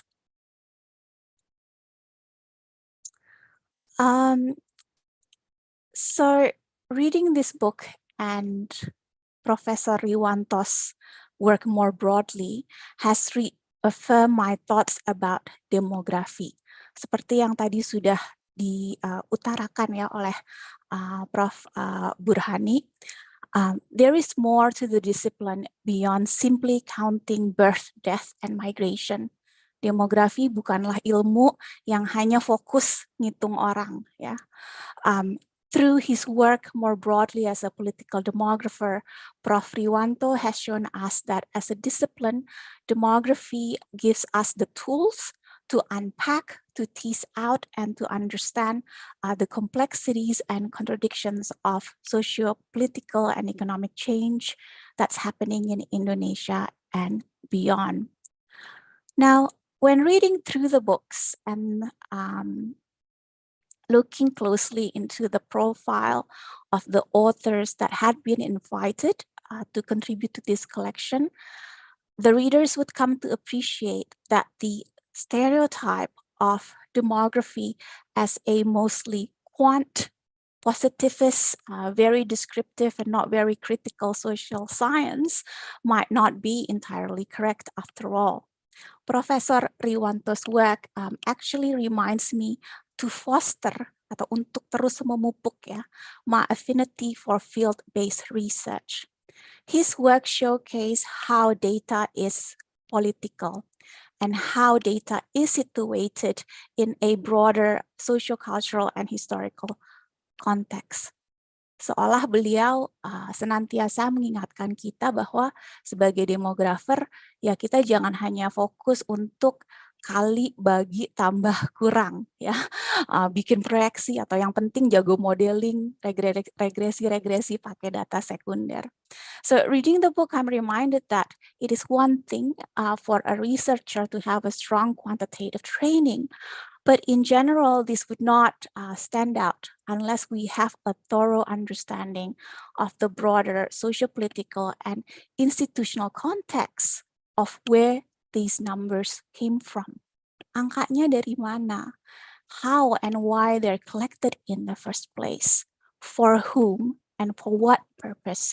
So we need to fully understand these processes before we could effectively interpret what these statistics and numbers are telling us. Now di halaman 66, if I could read it out loud,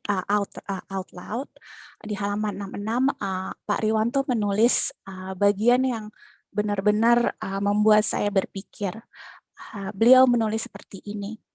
aku entah kenapa berniat untuk memfokus penelitianku di Jawa.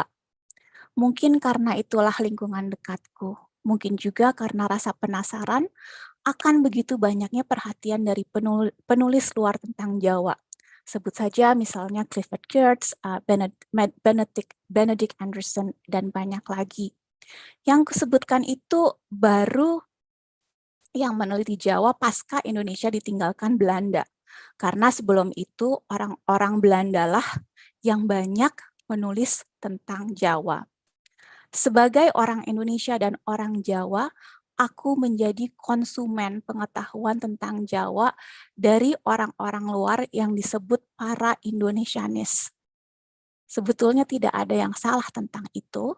Pengetahuan tentang apapun boleh diproduksi oleh siapapun dan menjadi konsumsi bagi siapapun yang mau membacanya. Aku tidak memiliki rasa anti sedikit pun terhadap mereka yang memproduksi pengetahuan tentang Jawa, bahkan aku merasa berterima kasih. Jika ada rasa penasaran dalam hatiku, barangkali karena rasa ingin tahu kenapa orang-orang luar itu begitu tertarik dengan Jawa. Ada apa sebetulnya? Bagian ini adalah contoh dari apa yang saya sebut dengan familiar feelings tadi di slide sebelumnya. Karena sebagai peneliti dari dan tentang Indonesia, saya juga sering punya perasaan-perasaan dan pertanyaan yang mirip dengan apa yang ditulis Pak Riwanto. Sorry, switching back to English. That paragraph that I just read made me pause to think about the actual descriptor used to describe Pak Riwanto in page 355 of the book. The sentences, serial webinar perubahan sosial budaya pasca reformasi diadakan dalam rangka pembuatan buku 70 tahun Riwanto Tirtosudarmo yang akhirnya berbuah buku. Sekaligus melalui buku ini, Riwanto Tirtosudarmo ditetapkan sebagai demografer politik pertama di Indonesia. Now, I had to think carefully about how to best translate that phrase. Demografer politik pertama di Indonesia. But in the cover, the descriptor is demografer politik pertama Indonesia. So without the D. Yeah. Now, should it be translated as Pak Riwanto is the first political demographer in Indonesia, or should it be Indonesia's first political demographer, or he is the first political demographer of Indonesia? Nah, jadi in Indonesia, Indonesia's first, or of Indonesia. All these alternatives have trade-off in terms of scale and impact.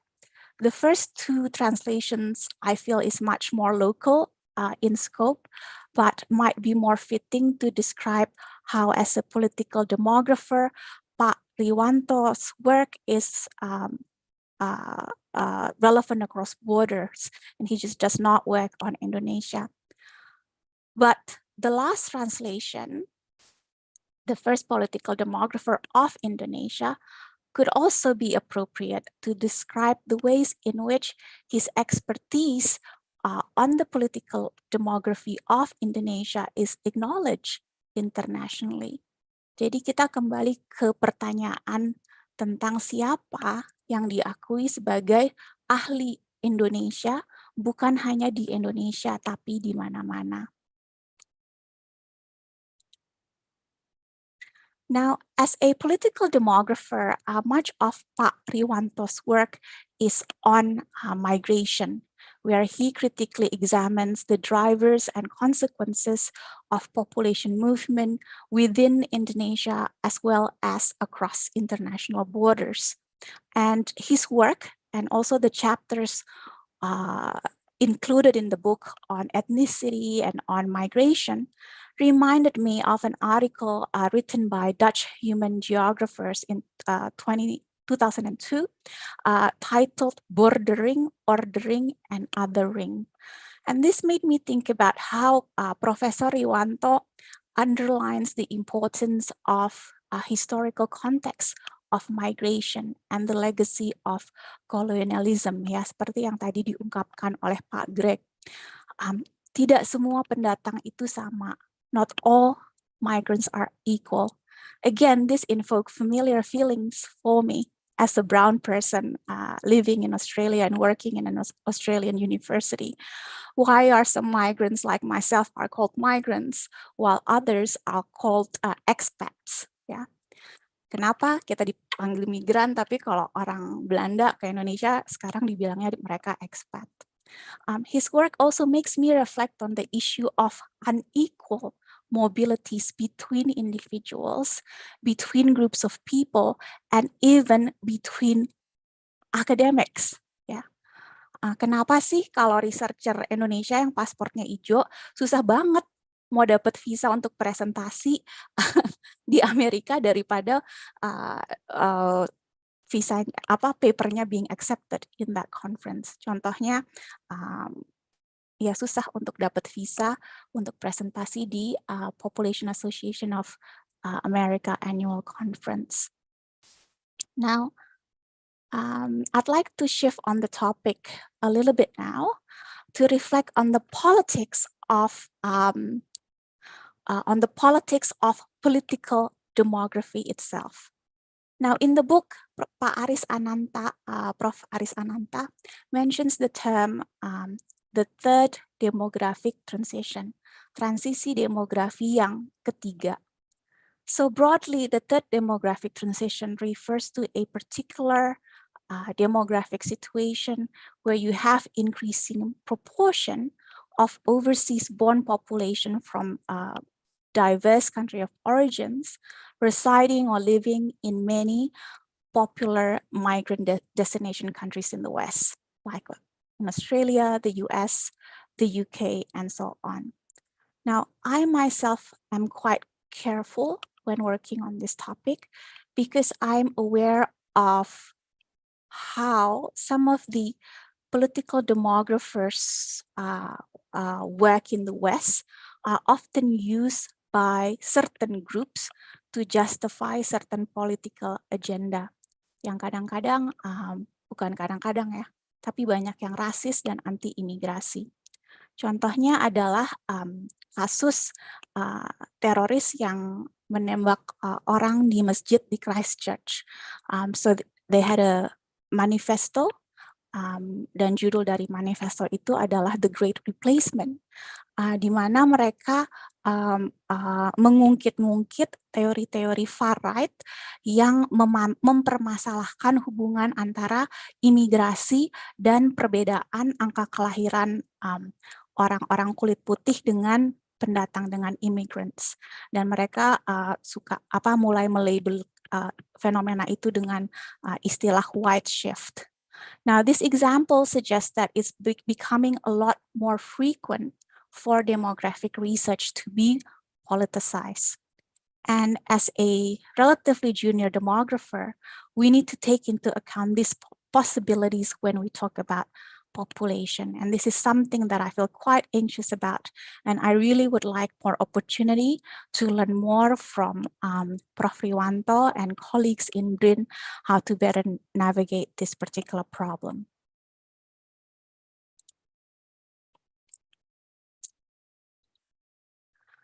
Now, Prof. Riwanto has worked on the topic of borders, ya, perbatasan. Topiknya mengenai perbatasan mobilitas, perpindahan penduduk lintas batas. So he's worked on the topic of borders for a long time, but he himself talked about his research as being around the formal borders of demography as a discipline. Now, when reading through the memoir in the book and also through the other chapters as well, I keep on going back to this particular paragraph written by Pak Riwanto about his discussion with the late Professor Gavin Jones about the topic of his PhD thesis, which had been initially seen as not very typical for a demography topic. But this was ultimately resolved after his work was recognized, and he was invited into a conference on demography and security. And this is yet another example of familiar feelings for me. I'm not a formal demographer. So as a social demographer, there were many instances where I had to somewhat justify my research and my place in the discipline. But again, Prof. Riwanto had provided some guidance how to elegantly theorize about topics that are on the borders of different disciplines in social science. So this book and his work demonstrate that demography is indeed transdisciplinary, and it should be truly kind and inclusive discipline in the social sciences, where both quantitative and qualitative approaches to data collection are equally welcome and respected. So this is my last slide. So the title of the book is Riwanto, Tirtosudarmo, dan Nasionalisme yang Lebih Rileks. Thinking through the book, I was pleasantly surprised to be able to connect the dots between chapter 2. This was the interview in Kompas on nasionalisme yang lebih rileks, dan his broader reflections of demography and social science research more broadly.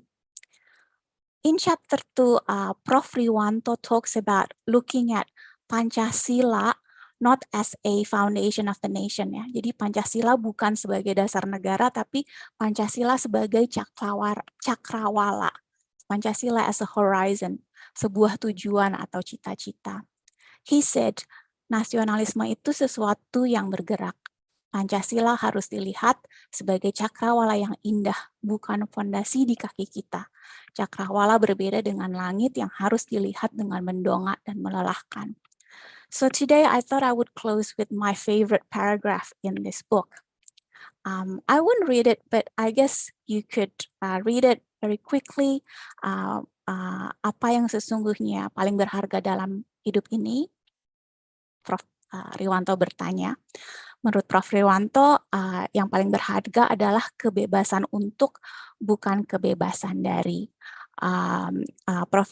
Riwanto melihat dirinya sebagai seorang amateur dalam pengertian Edward Said, yakni seseorang yang tidak melihat status dan profesi sebagai sesuatu yang tertutup, tetapi lentur dan terbuka. Aku adalah orang yang selalu bergerak, berpindah dari satu tempat ke tempat lain, dari satu objek ke objek lain, seorang yang tidak setia hanya menekuni pada satu objek tertentu atau satu fokus tertentu. I keep on going to that paragraph, and when I read it, I had two different interpretations.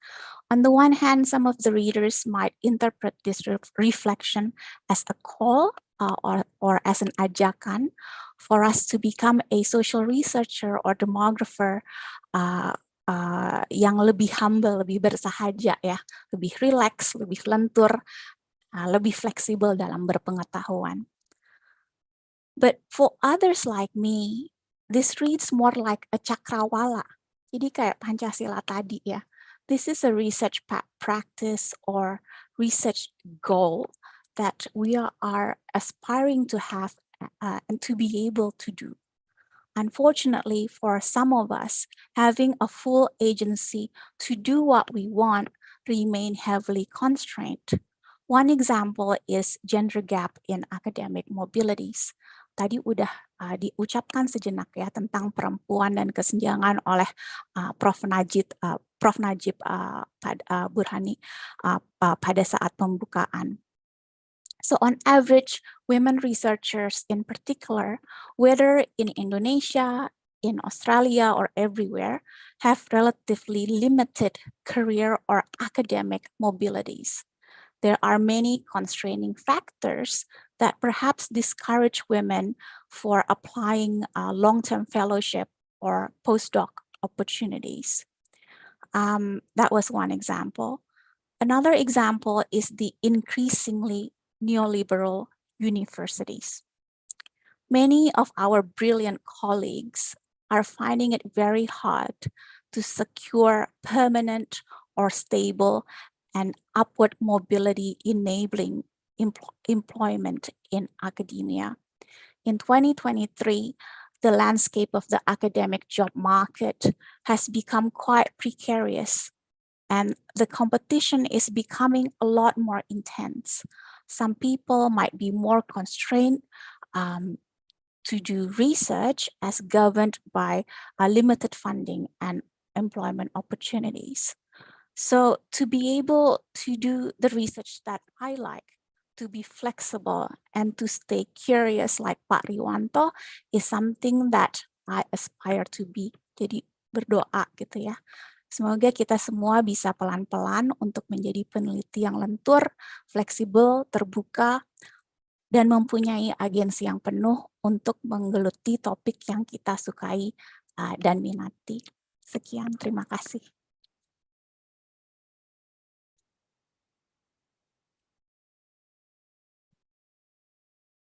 Many thanks, Bu Ririn. Terima kasih banyak. There's a very nice reflection on the book actually, and I think Bu Ririn mentioned a couple of things, and then that democracy basically beyond the number, and then at the end, Bu Ririn mentioned about kind of, if the title of the book is kind of a more relaxed nationalism, and then Bu Ririn proposed another term, a more relaxed demography, which is quite interesting too. And basically, at some point, it might describe what Pak Riwanto looks like. I've known Pak Riwanto for more than 10 years.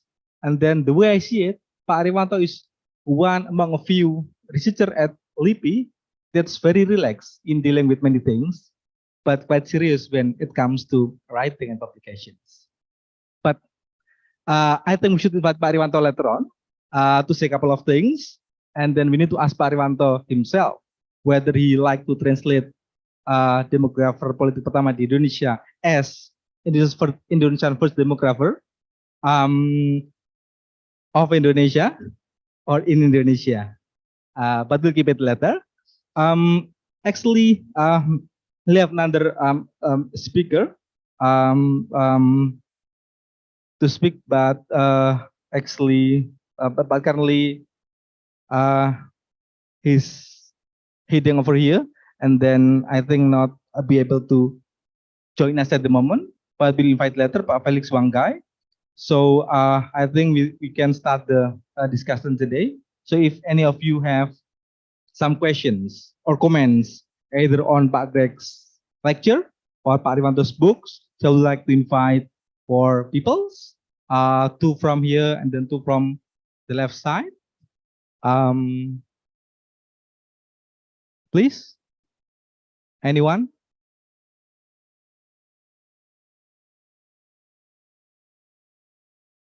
Okay, I would like to invite Pak Herman.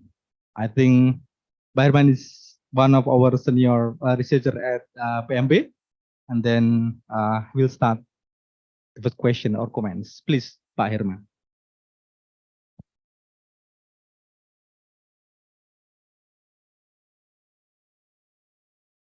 Thank you very much, moderator. And I highly appreciate Dr. Greg for your speech. It's very nice. Yeah, very nice.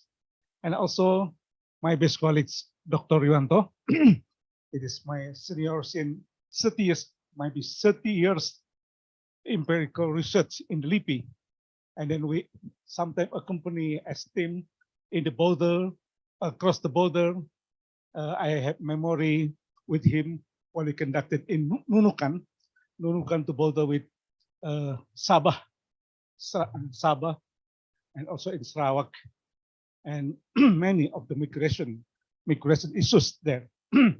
I highly appreciate Riwanto as colleagues, and also I read, and also I accompany him, and while he conducted research in Tokyo in 2001 or 2002 about seeing Tokyo from many perspectives. So my comment ya demografer yang rileks atau relax on demography. What just now Miss Ririn talk us and explain us that this book, or the Riwanto as the author, he likes move on from place to another place, not status in one place, but he could remove directly from another a place to deepen and to conduct field work, another place, another topic with many various places. It is, I agree. My impression, Riwanto contributes many empirical rating about in international journal or in national journal here in Masyarakat Indonesia. I read, and also in another chapter of book. But in my impression, that while I accompany him in Nunukan about the kelapa sawit migrant workers from NTT in Sandakan. Sandakan called, it is a very central oil field owned by the Malaysian company. It's very huge or very big, and many migrants derive from from this company from NTT. And while we attend, I mean the ceremony of Independence Day in the time in what is the city of Kinabalu, near city of Kinabalu. I get impression Riwanto could articulate, I mean the migrant behavior from NTT, from their commitment in terms of the gathering of the ceremony, and get impression while the interview how they come here due to the economic problem, due to the poverty problem, due to the social issues. But in actually the terms of the migrant itself, it is in Indonesian decision maker, it is beyond their capacity how to cover the problems of the migrant itself from Indonesian side, from the Indonesian perspective. So why many Indonesian from NTT, from NTB comes to the Malaysian, to the Sabah or to the Sarawak, but mostly to the Sabah. I mean the big concentration of the the big concentration. This is my impression in case of how Riwanto seriously conduct field work, interview with others. I mean in the field and also in the meeting rooms and others for this moment. This is my impression. Thank you. Many thanks, Pak Herman. That's another of reflections from Pak Herman as Pak Riwanto's friend for more than 30 years, and then have been involved in doing research together. I would like to invite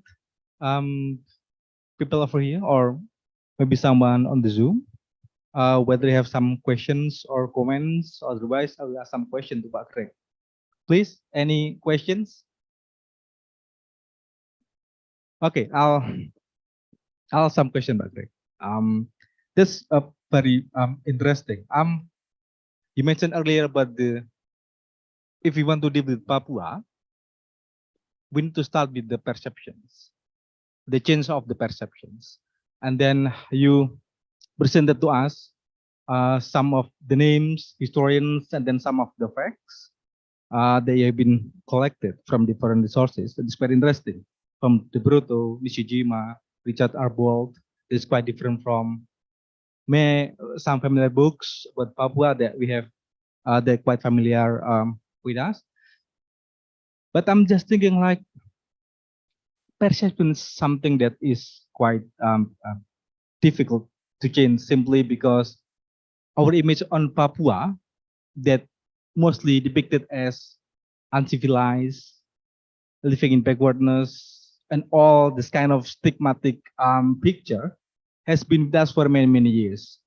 And then if I've been doing some research a couple of years ago, try to looking at Papuan peoples, or masyarakat Papua, how they are depicted in the media, Kompas, Jakarta Post, and some other things.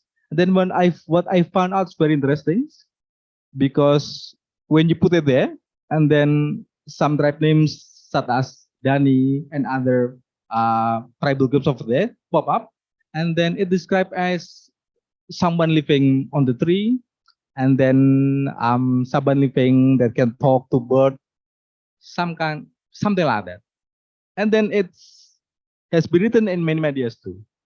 And then if you look at another case, for example, the story of 1965, the image of its Communist Party during the New Order regimes has been reproduced by the people. Even after the reform, the image of the Indonesian Communist Party is still there. It's very difficult to change the perceptions. So my questions will be, what do you think that will be likely to be major barriers to change the perceptions of Indonesian people when it comes to Papuan society? What do you think about it? Thank you very much. Yes, our perception today, as I said, has to undergo some transformation, and hopefully the input of my information would help in that transformation. But what you posed is a question of current day. What can we do? Art, culture is one way of intermingling. Football. Yeah, I was surprised when the recent controversy over football, Israel and whatever, when that blew up a few months ago, the actual competition did not utilize the big new stadium which had been built in Jaipur. I think it was like top class stadium. I mean, one of the games, it didn't happen. I know it was the whole football thing fell through. But I would have thought that one of the matches that were to be held in the competition could have been held in the world-class stadium that's been recently built a few years ago in Papua, as a way of including. You know?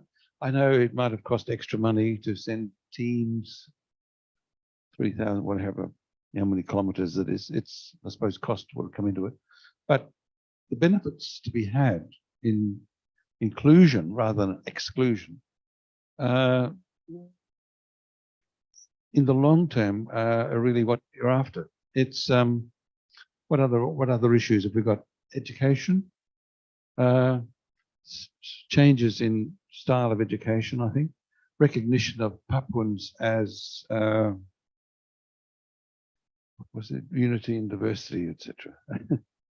Yes. There's not a great deal of recognition in that respect. It's carry on what I mentioned about the Dutch for 300 years, deliberately excluding the Papuans. It's had an effect. It really has. And hopefully the information that I provided about the Papuans and the wealth of their territory will help us to get a slightly different perspective on the Papuans' approach and our approach to their situation, the dilemma. I think it was Richard Nixon who said it was the richest they've got, or there is the richest piece of real estate in the world because of the wealth of the minerals and the oil or whatever. Or was he referring to Indonesia and completely? I forget. But Papua was included in, I think, Richard Nixon's description of the territory as the richest piece of real estate in the world. That's ultimately the problem that Papuans and people in Jakarta have to deal with, because it's the potential wealth of the country that I think is sometimes turned against the Papuans for their own, not for their advantage, put it that way. But how can that be solved? I think well, as I said, education, art, culture, inclusion, a sense of inclusion, but that won't happen until we ourselves develop a different type of perception. I'd like to ask some, what is the perception of Papua? You know, they're often been called, I mean, one of the criticisms of Papua is separatism, you know, and ultimately a lot of the suggestions for repression comes about as a means of suppressing that idea of separatism. So I don't think they've been given the full potential of inclusion from the start. I know when in 1962, 63, when Sukarno was here and Indonesian troops first went over, basically to exit the Dutch, see that the Dutch were out. I think the Papuans themselves, that was the real opportunity then for Papuans to be included, saying, now it's been a long struggle, the Dutch have gone, you are now part of Indonesia. But instead, I think the Papuans were included as lackeys of the Dutch. And that seems to have carried on. They were persecuted as lackeys of the Dutch. They weren't included as the recognition of the struggle for anti-colonial struggle. So you could say it's been the wrong emphasis has been there from the start. What other ways would there be of including Papuans, of going about changing perception? Recognition of individuals, I suppose. Usually that happens in areas such as sport and culture. And I found it interesting that often the criticism of the Papuans, as you said, you know, it's primitive, but the example that I usually give to try to counter that is that who was the Papuan? George Saar, I think his name was. Remember, he won the physics competition world physics competition held in Poland. This is 10 years ago, but it's quite an achievement for the Papuan like that to win a world physics competition from all the schools in the world. And he comes out with this amazing theory that the Americans picked up on straight away and sent him off to a scholarship in America. I mean, I found in particular maths and physics, Papuans have quite some skill. I remember years later, I asked that particular, he'd gone on, George, his name was, he went over to America and studied and came back and he got a job at Bintuni Bay up in it's the oil, isn't it? No, the gas, yeah. And I said, well, you're very busy during the week. What do you do on Saturday and Sunday, you know? He said, oh, I get in the canoe and I paddle across to the village over there and I teach them maths and physics. So, no wonder. Yes. So, and then there's recognition of Papua, its own culture. I remember an extraordinary orchid competition in New York, I think. New York, in America anyway, probably New York. And orchids were brought there from all around the world. And of course, the Papuan orchid won the first prize. Papuan orchids are really quite spectacular. Okay, the media converges where the Papuan orchids are. Oh, they're wonderful. You know? Oh, can we speak with the people who brought them over? Well, I'm sorry to say that the Papuans who grew them, tended them, packaged them, and they were their orchids, but they were left behind. And the people who went over accompanying the orchids didn't know the first thing about orchids, and they couldn't answer any question because they came from Jakarta for the trip. They got the trip, they went to Jakarta, they knew nothing about orchids. That's another example of recognition, inclusion. I mean, obviously, if you're sending orchids over for a world competition, you send somebody who grew the orchids. So it's just examples like that I could recite again and again and again. That just shows that a change has to be made for recognition of Papuan skills, you know.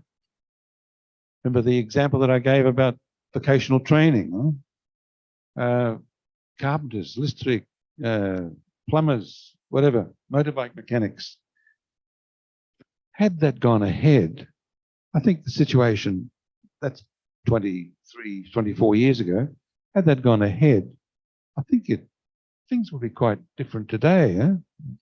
I actually wrote a letter to President Jokowi explaining what we tried to do. That was back in the days when Mega was Vice Wakil. Yeah.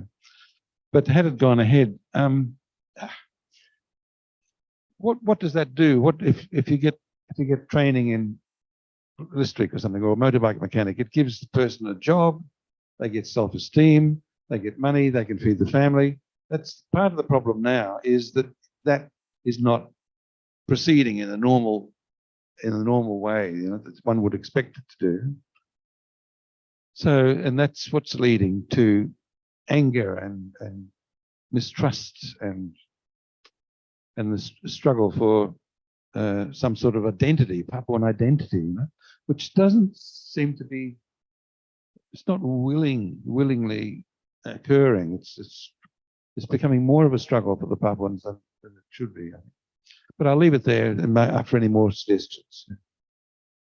Okay, many thanks, Pak Greg. I think one of the key points that we can go with changing perceptions, like putting more effort on sport, cultural events, on education too. So just for information for many of you, Pak Greg had proposed kind of questionable trainings maybe 20 years ago, and then it did quite good, but later on it was changed, and then now we have many problems over there.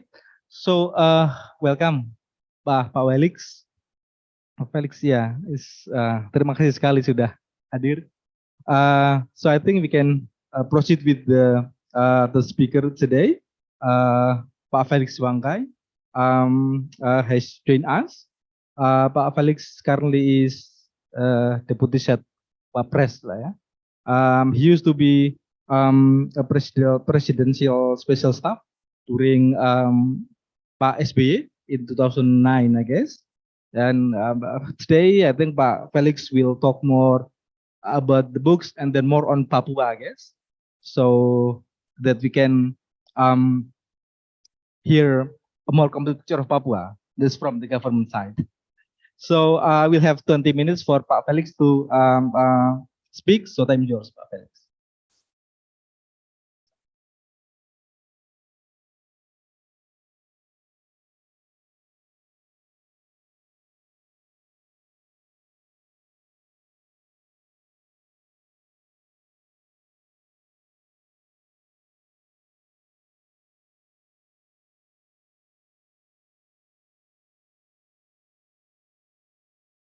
Assalamualaikum warahmatullahi wabarakatuh.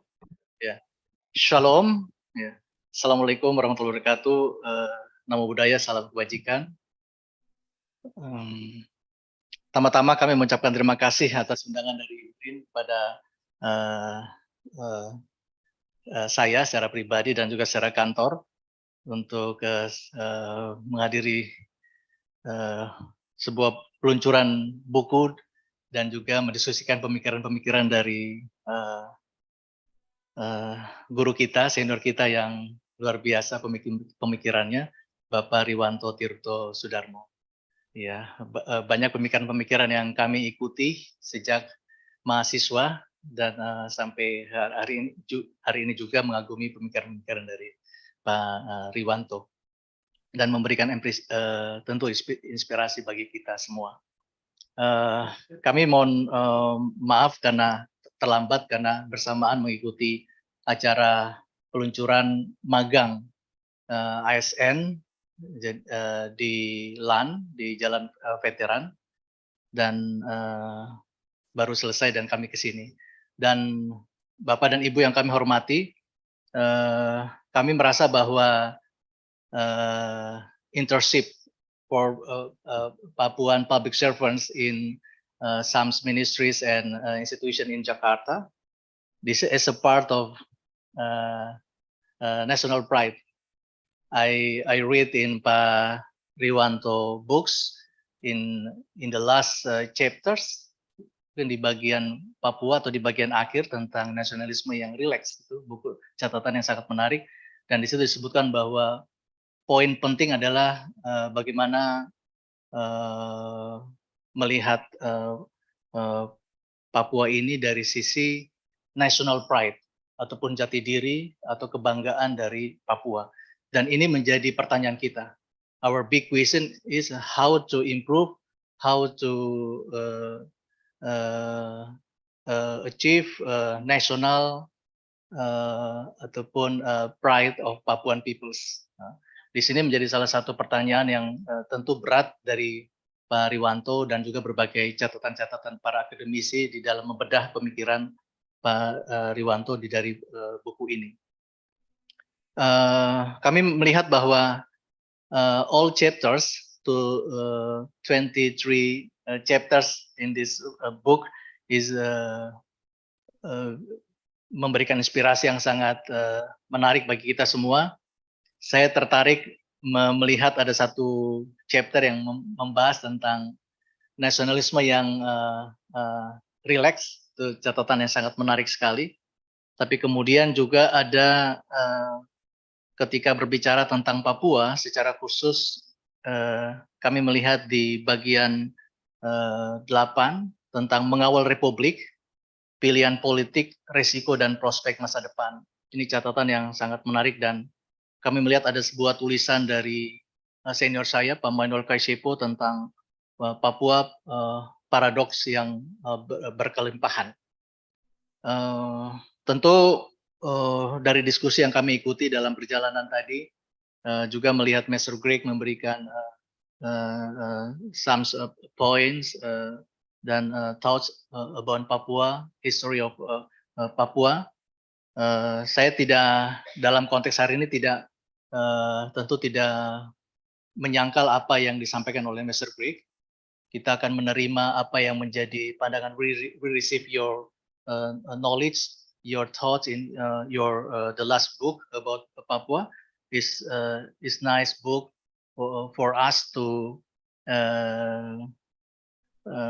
discuss about the history of Papua, the politics of development in Papua, but we think how we work together to features of Papua. Mungkin yang menjadi poin kami, mungkin langsung masuk ke slide ke depan, slide paling mungkin slide 8 terus. Lanjut, ya. Ya. Mungkin sebelumnya lagi, satu lagi. Ya. Ini adalah poin yang penting bagi kami sebetulnya, bagi seluruh kementerian. All ministers in Jakarta thinks about president's statement in one's cabinet meeting. He said that we need a new spirit, a new paradigm, and new design of way to manage Papua. Sehingga ini yang menjadi pandangan kita, mencari sebuah semangat baru, kemudian cara kerja baru, kemudian paradigma baru, dan kami melihat jika ya kalau kita tarik bahwa jika kita menempatkan makna semangat baru, paradigma baru, cara kerja baru di dalam mengelola Papua, maka sebetulnya konteks yang disampaikan oleh Bapak Riwanto kepada kita semua itu sesuatu yang sangat tepat sekali. Membaca Papua dari sisi kependudukan, perubahan demografi shift yang ada di Papua, sehingga kemudian demografi shift ini kemudian berpengaruh terhadap persepsi yang berbeda-beda dari semua orang di Papua, termasuk Papua yang begitu luas, kemudian suku yang begitu banyak sehingga memiliki berbagai pemikiran terhadap mengelola Papua ke depan. Termasuk juga kami di kantor wakil presiden ini juga sometimes we difficult to manage all perceptions, different perception in all ministries sebetulnya. Jadi we are facing one perception from one ministry, kemudian another perception from other ministry to look Papua, kemudian juga how to make the same perception, common platform, and we can work together with the same perception, in line with Mr. President's statement. Dan beliau berharap bahwa paradigma baru, cara kerja baru ini, mekanisme delivery baru ini yang sebetulnya harus memberikan sebuah lompatan bahwa kerja Papua tidak hanya biasa-biasa saja. Karena tadi kami mendengar memang masih banyak persoalan. Kita tidak memungkiri bahwa ada persoalan nasionalisme etnik, kemudian ada saudara-saudara kita juga yang masih berpandangan terhadap isu tentang gerakan untuk Free West Papua. Itu kita tidak membantah itu, tapi itu adalah sesuatu yang kita hadapi dalam konteks Papua. Dan saat ini dalam konteks yang hari ini dan ke depan, ada beberapa hal-hal baru yang kita hadapi. Mungkin lanjut lagi. Ini mungkin slide terakhir kami hanya sebagai ringkasan. Terus, dengan semangat baru dari Special Autonomy Policy, this is the middle way for managing Papua, based on the new Special Autonomy Law number 2000 nomor 2 tahun 2021 yang lalu, the states atau pemerintah negara membentuk sebuah special body for accelerating development in Papua, led by vice presidents. So whoever vice presidents in the national elections next year, vice president will be chair for special body for accelerating development in Papua. Untuk ke depan kita menghadapi 4 hal ini. In the futures we are facing for challenge or for new framework. First, about how strategy for accelerating development in Papua, integrated development for Papua. Kita telah memiliki rencana induk percepatan pembangunan Papua ke depan. Ini sesuai dengan undang-undang otonomi yang baru, memberikan pesan agar we have to have a grand design for development for Papua for 20 years. Jadi since 2022 until 2041 for 20 years plan. Kemudian juga ini situasi yang pertama dan kami harus melakukan konsolidasi seluruh kementerian. Kemudian yang kedua adalah mengelola special autonomy in transition period. Ada undang-undang baru yang memberikan pesan-pesan baru, dan salah satu pesan baru sebetulnya apa yang kalau dilekatkan dengan bukunya Bapak Riwanto, ada salah satu poin bahwa demografi politik berpengaruh terhadap bagaimana peran dan kemudian bagaimana structural adjustment. Seperti sekarang di Papua kita menyadari dengan migrasi yang cukup tinggi, kemudian demografi politik yang juga mulai mengalami perubahan, tapi kemudian ada sebetulnya sebuah jalan yang kita kemarin sepakati adalah ada jalur di dalam politik, di local politics, di regional parliaments maupun di district parliament, di DPRD kabupaten. So we have two ways. Jadi ada elected way melalui jalur elections, dan kemudian juga ada jalur juga yang appointed way. Jadi melalui jalur penunjukan. Yang selama ini di undang-undang yang sebelumnya, undang-undang Otsus yang sejak 2001 itu hanya di level appointed way, itu hanya di level provinsi, tapi sekarang di undang-undang baru ini ditunjuk di seluruh kabupaten. Karena ini sebetulnya salah satu poin, ada migrasi, sebetulnya pemikiran dari Pak Riwanto, ada migrasi, kemudian terjadi demografi shift yang cukup besar, tapi kemudian isunya adalah bagaimana Papuan peoples, indigenous Papuan peoples itu dapat berperan serta di dalam local parliaments. Sehingga based on this appointed way, so our goals is how indigenous Papuan people can involve in local policy making process in the province level and district levels. Kemudian yang ketiga adalah situasi yang kita hadapi saat ini adalah melakukan strategi of consolidation for 6 provinces in Papua Islands. Jadi saat ini kita we have 6 provinces in Papua. Ada 2 provinsi induk dan kemudian ada 4 new provinces. So how we manage the new situations in how the local institutions, kemudian juga development strategy in every single of province. So this is poin ketiga, dan poin keempat adalah the last point, how to manage Papua, the strategy democracy, security and defense and diplomacy in relation with Papua. Dan poin ini adalah we talk about how we build sustainable peace development process in Papua. Dalam poin ini yang kami menjadi poin penting adalah pesan dari Bapak Wakil Presiden kepada kami adalah terus untuk menjajaki, menggali dan membangun berbagai komunikasi tentang strategi pembangunan yang berkelanjutan di Papua.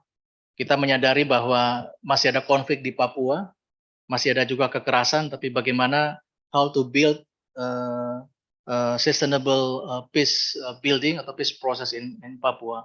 Dan ini memang juga tidak sesuatu yang mudah, dan ini menjadi hal yang menjadi terus diskusi di internal tentu pemerintah, tapi juga secara khusus di kantor Wakil Presiden. Terakhir, mungkin satu slide terakhir ini adalah 3 poin besar yang akan menjadi our grand design for Papua for 20 years. Papua sehat, Papua cerdas, dan Papua produktif. Dan kami melihat salah satu poin Papua produktif adalah ketika tadi mungkin Mr. Greg talk about the role of the history of Freeport Indonesia in Papua. Itu juga kita berbicara tentang hal ini di Papua produktif. Dan memang kita kita menyadari bahwa investasi masih menjadi bagian penting di dalam mengelola Papua. Tapi bagaimana investasi ini bisa memberikan dampak terhadap ekonomi wilayah, tapi juga untuk kebaikan saudara-saudara kita di tanah Papua. Mungkin demikian yang menjadi poin penting kami. Kami mungkin yang di slide yang sebelumnya itu yang kita sedang hadapi. 4 hal ini yang terus akan menjadi hal-hal yang concern bagi kami. Demikian, terima kasih. Wassalamualaikum warahmatullahi wabarakatuh.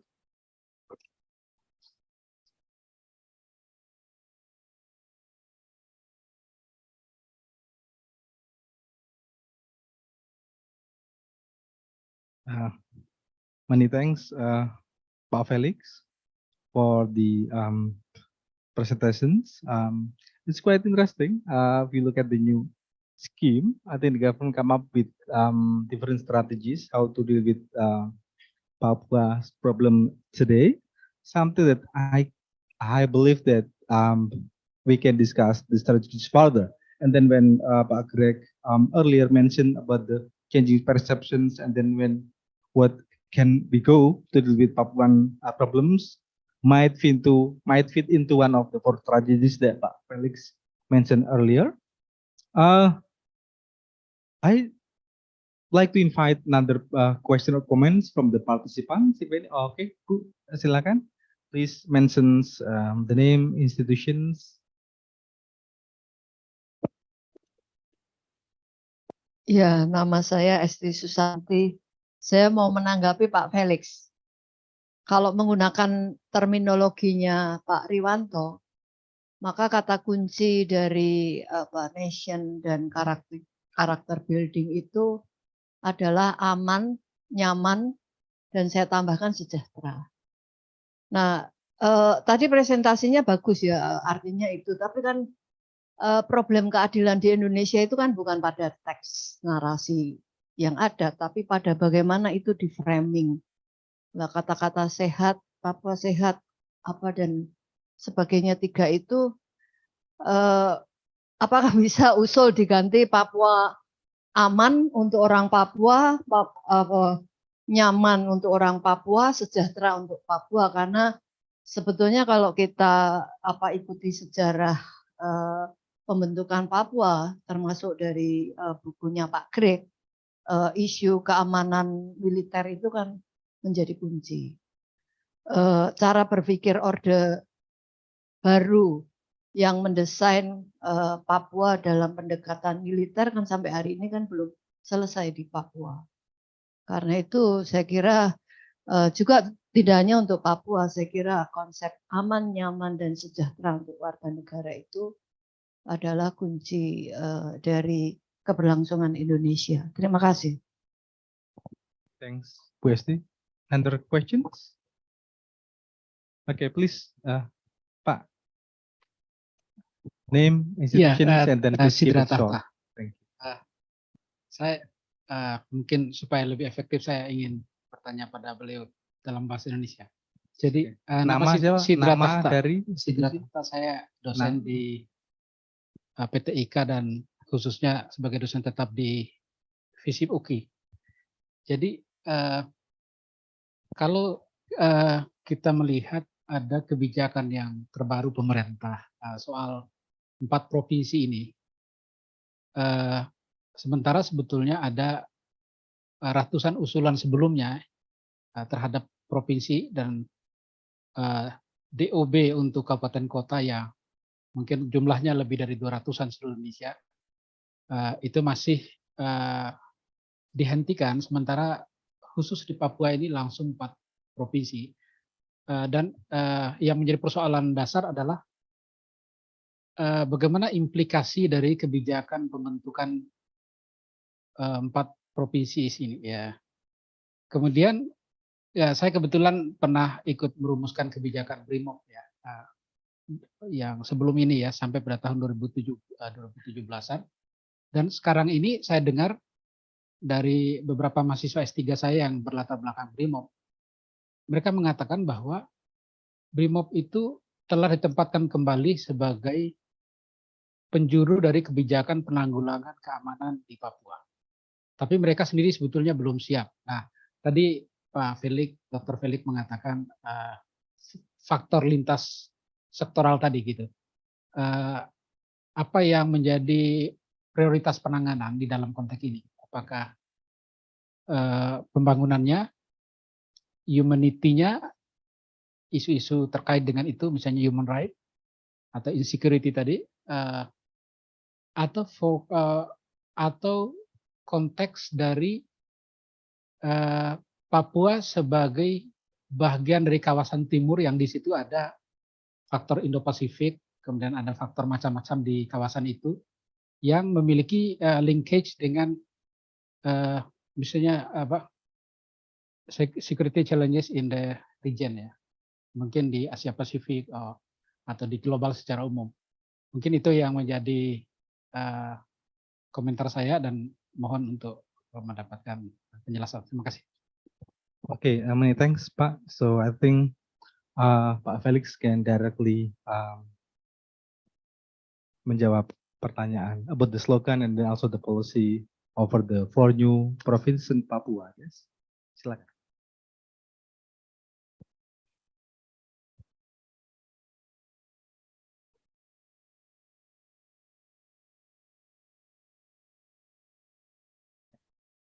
Ya, terima kasih. Ini hal menarik untuk kita semua. Tentu kita percaya bahwa ataupun kita menyadari persoalan di Papua itu begitu kompleks. Kita tidak bisa menyederhanakan itu. Pemerintah juga menyadari itu. Pada situasi walaupun jumlah penduduknya kecil, 5 juta, tetapi dengan wilayah yang luas, kemudian sejarah Papua yang panjang, tapi kemudian juga situasi pembangunan yang juga berangkat dari titik yang juga berbeda dengan provinsi lain. Yang mungkin awal pembangunan baru kita merasakan di tahun 80-an, bukan tahun 70-an. Sehingga titik berangkat yang juga berbeda-beda di dalam melihat Papua.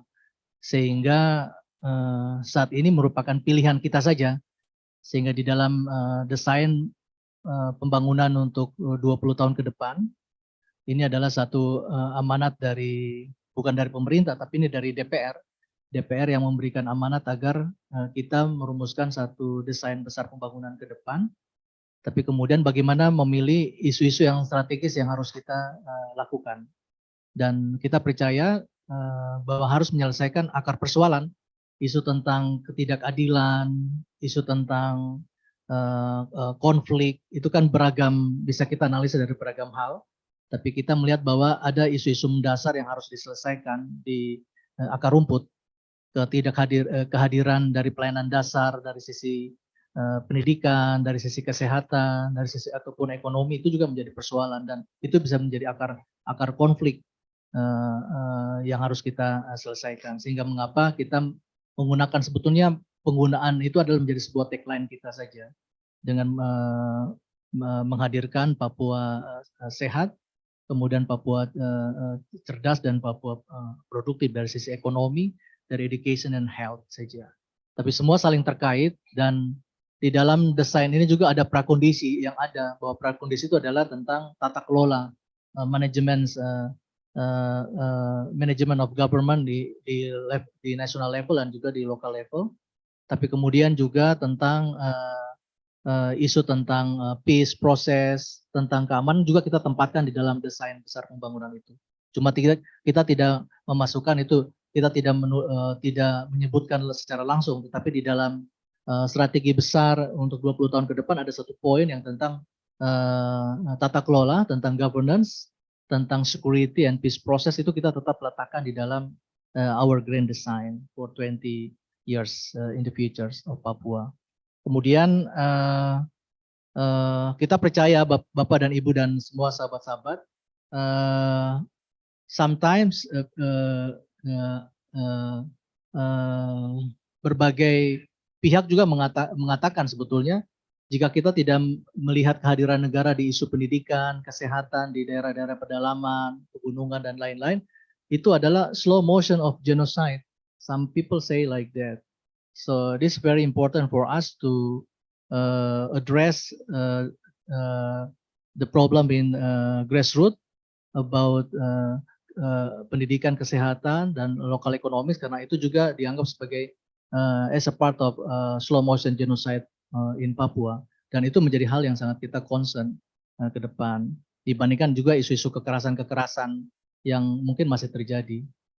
Kemudian tapi kita tetap tidak melupakan dalam konteks peace process, sehingga mengapa izin kami kemarin minggu lalu telah sampaikan bahwa Wakil Presiden minggu depan mulai awal September akan berkantor di Papua, ada 1 minggu akan berkantor di Papua.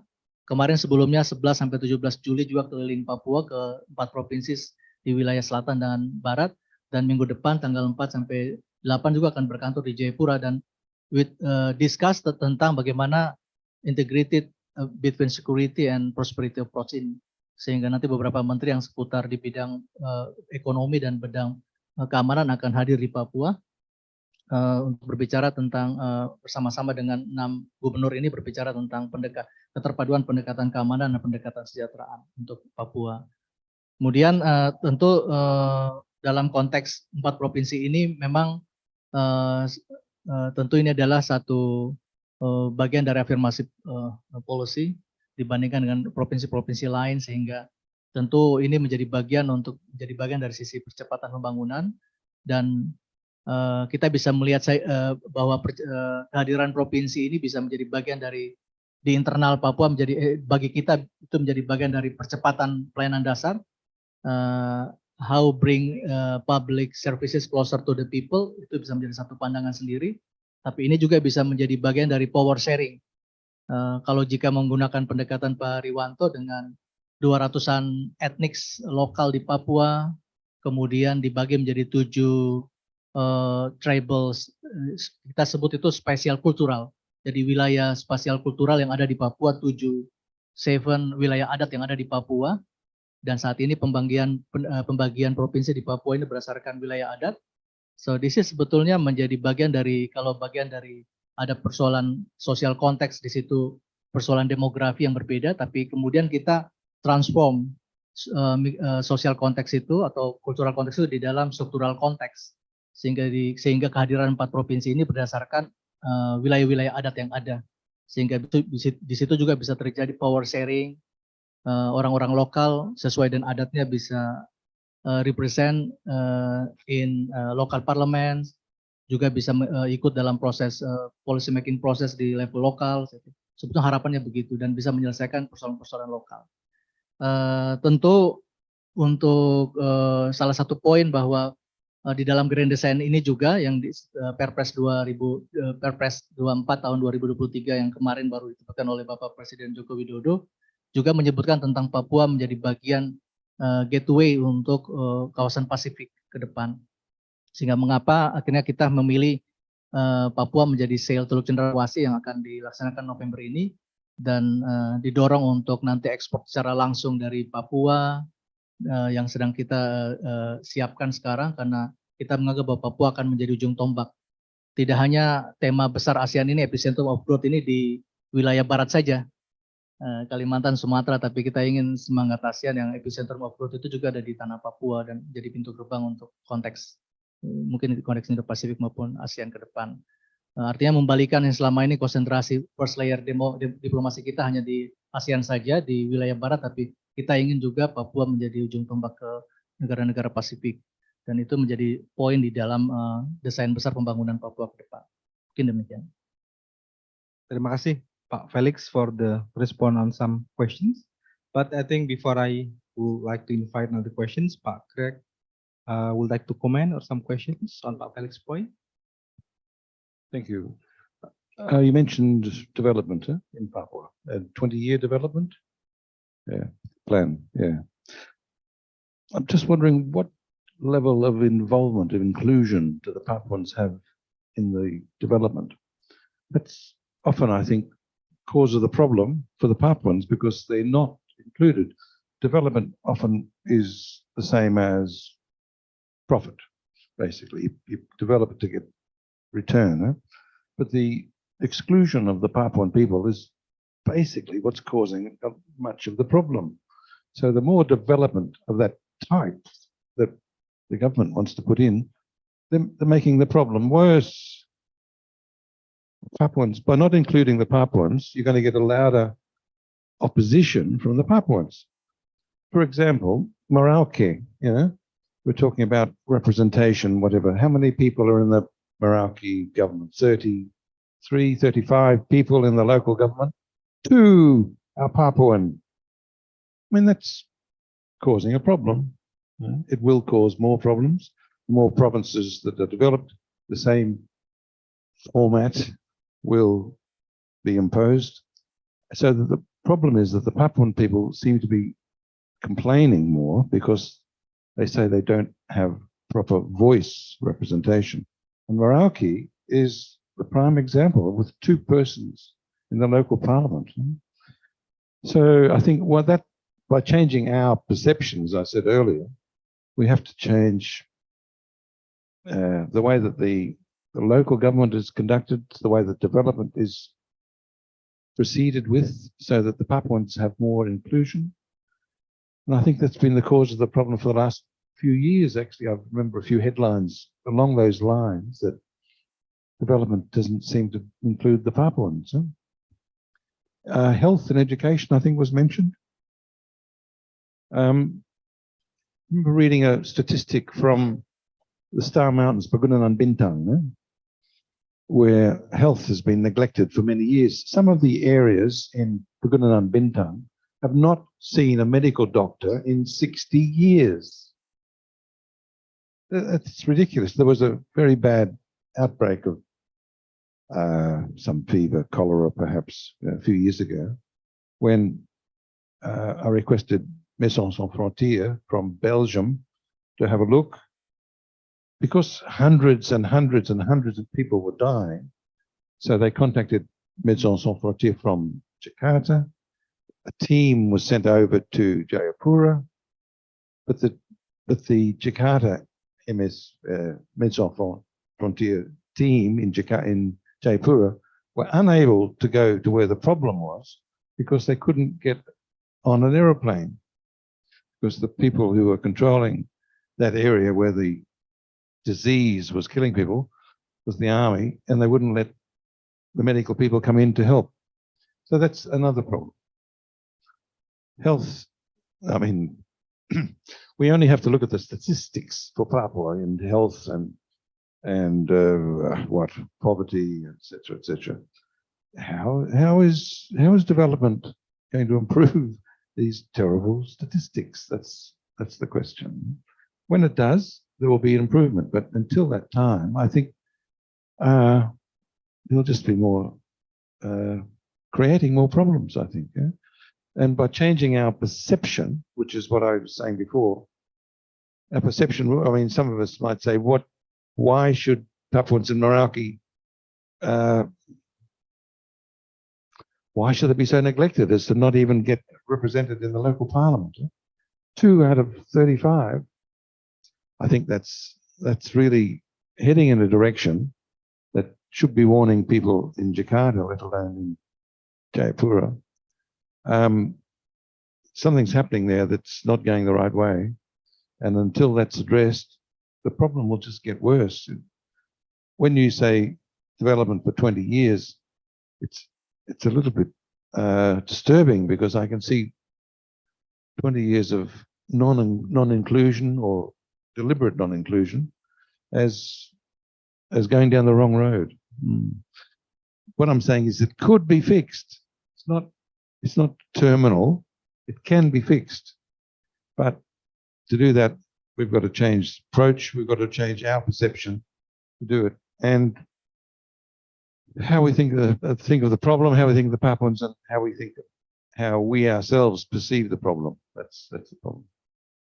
Okay, many thanks, Pak Greg. So basically, Pak Greg has questions of the level of involvement of Papuan people to develop on the image earlier. So I think before Pak, we have some question over here too on the Zoom. There is one that will be final question, I guess. But before coming to that, I would like to hear Pak Felix comment on Pak Greg's question, please. Is it enough? Okay, well, basically it's well received, Pak Greg. Some points. Yeah. Well, we can make another session actually for Pak Felix and Pak Greg to talk more over this one. Okay. Now for the final question, I guess, because time's ticking. So I would like to invite Mas Fahri Aidusa. We'd like to ask some question for Pak Greg. Please, Mas Fahri.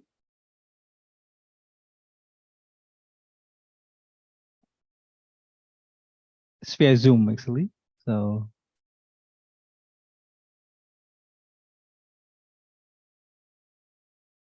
Well, there is another question for Pak Greg, actually. You mentioned earlier about the 2 names. Oh, Mas Fahri is joining us. Okay, Mas Fahri, please.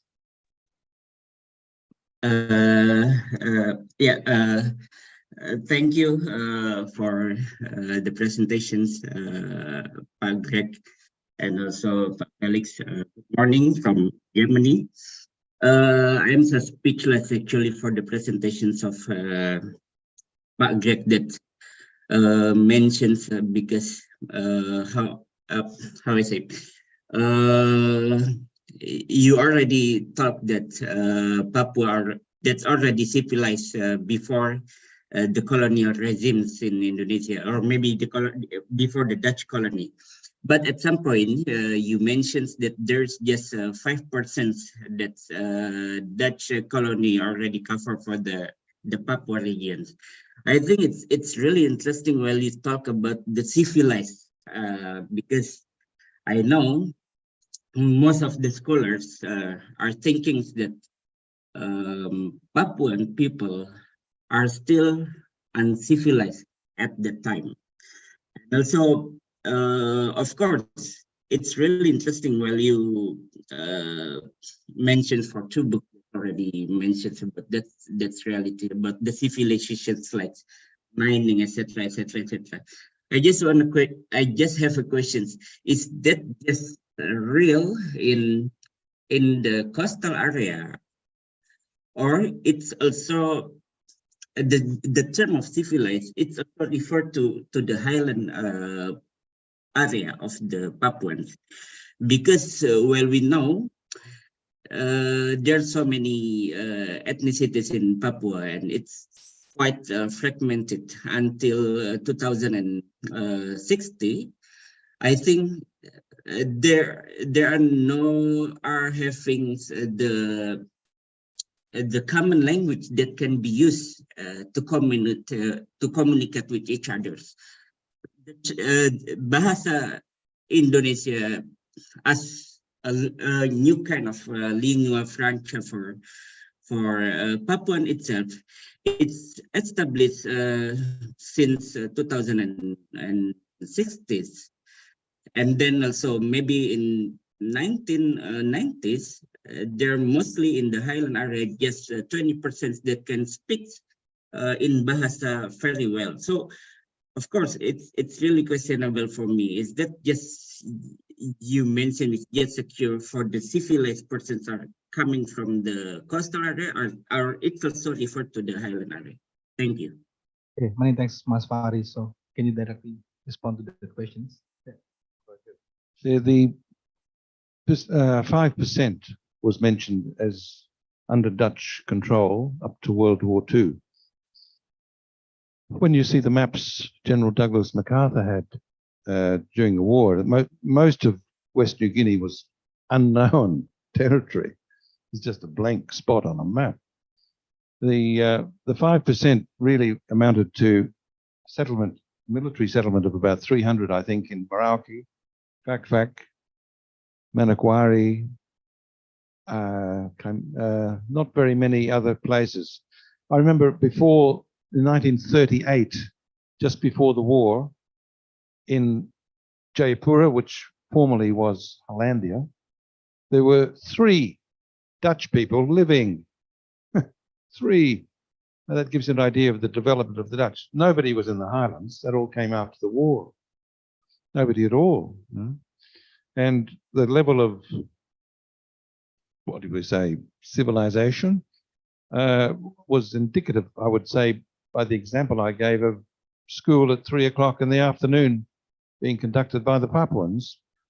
There's no Dutch people there. This was all their own society, all their own doing, And as far as feudal wars and tribal wars and whatever, we've got most of that impression. Yeah, there were, of course there were. There were in most other regions of, well, the world, I suppose. But small tribal wars would have happened.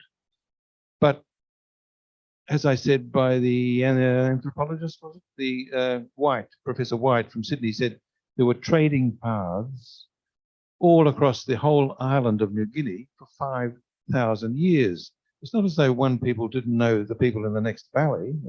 They traded, they talked. Sometimes they'd have a dispute, but when they did have a dispute, it wasn't sort of industrial war, which is what we seem to manage in the West so well. They would have one representative disputing another representative from the other tribe. This was suggested as a solution to the Cold War, I think, when Kennedy and Khrushchev were having differences. Somebody suggested they should get in their underpants in the field and have a wrestle, and from that reach an outcome in the dispute.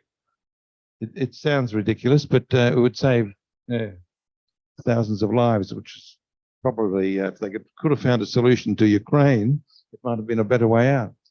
But for the Papuans, it's not as though they were not, I think I pointed out in the talk, there was a lot of trading. It was going on for thousands of years, actually. And gold, when that Portuguese sailor came, was raging on the island of Gorom, just near, on the Papuan side of Seram. There were 5,000 merchants, all rich with gold. I mean, whoa! This is not what you hear from the Spanish or the Dutch. You get the impression that the Papuans were just still living in the trees. Well, yeah, there was a lot of primitive tribes.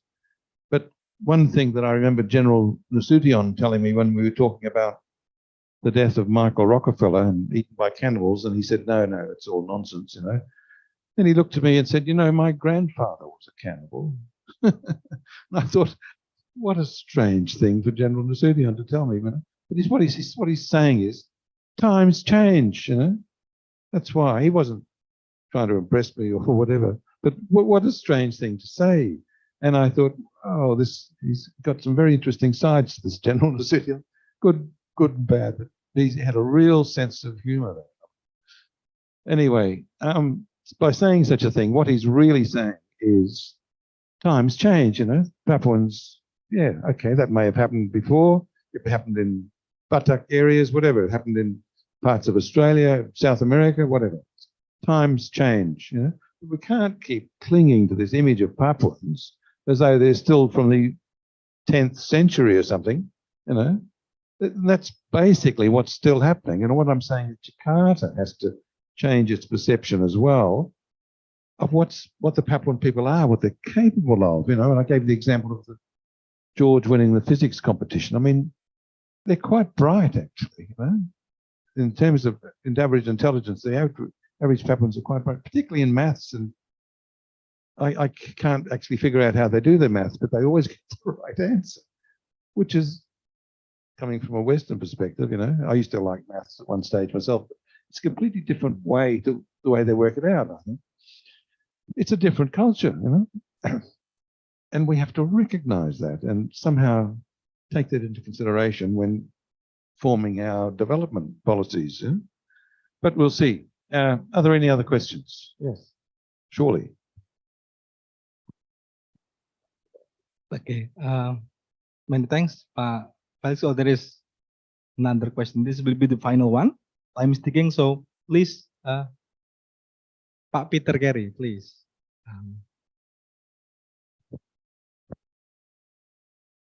That's all right. Ya, kita ada diskusi mengenai development dan ini bukan pertanyaan, ini itu refleksi saja. Sebelum Timor Leste merdeka, saya sering mondar-mandir di dalaman dari Timor Leste dan kadang-kadang saya menginap dengan pendeta ya dan Romo. Dan saya ingat satu malam di Bokau, saya menghadapan dan sebenarnya diberi kamar oleh seorang Salesiana dari Venesia. Dia punya salah satu pepatah, salah satu maksim yang sangat menarik bagi saya. 1 gram liberty, 1 gram of liberty is worth a kilogram of development. Ya. 1 gram merdeka lebih berbobot, lebih penting, lebih berwenang daripada 1 kilogram dari perkembangan, ya. Dan oleh sebab Orde Baru ada mengenai perkembangan terus menerus, ya. Ini ada yang mencerminkan realitas dari Timor Leste. Dan saya ingat dari Stresemann, Gustav Stresemann, seorang negarawan Jerman dari Weimar, yang mungkin kalau dia berhasil tidak ada Perang Dunia Kedua, dia bilang kepada sekutu, if you gave me one concession, I could have won this generation for peace. Kalau ada satu konsesi saja, saya bisa memenangkan generasi muda Jerman untuk perdamaian. Dan ini satu refleksi untuk Papua juga, ya. Dan mengenai dampak, saya ingat waktu Porto menaklukkan Melaka 6 kali lebih besar daripada London. 300.000 orang bermukim di Melaka pada 1511, hanya 50.000 di salah satu kampung besar di London. Ya.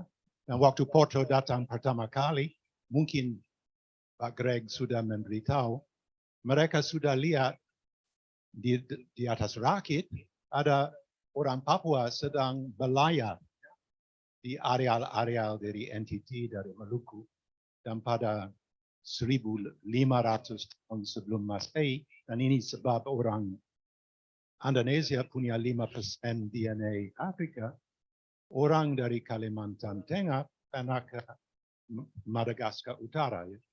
Dan Malgache, bahasa Indonesia, Austronesian languages, satu rumpun. Ya. Jadi ini salah satu pemandangan yang mungkin bisa berubah, ya. Dan saya ingat, ya, pengetahuan kearifan lokal sangat melekat sekali di Papua, dan saya ingat di Ponorogo selalu dibangun di sini, selalu dibangun. Pati datang kepada saya setiap hari untuk minta uang Pembangunan untuk siapa di Jogja? Tidak ada yang bisa menjawab. Terima kasih. Many thanks, Pak Peter Carey, for the reflections. I think we have a lot of message, a lot of points that can be proposed further about the Papua, and then we are glad that we have Pak Felix over here. So basically all the message will be heard directly, and then we hope that there will be some changes, and then the message over here will be implemented at some point on the new strategies proposed by the governments dealing with Papua. I will ask no more questions now. We'll conclude today's discussions by a speech by Pak Hariman Siregar. But before coming to that, I would like to invite Pak Riwanto to come over here to respond on the reflections from some friends over here or Bu Ariana, and then answer the questions.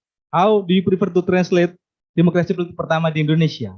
Of Indonesia or in Indonesia? Please, Pak Riwanto.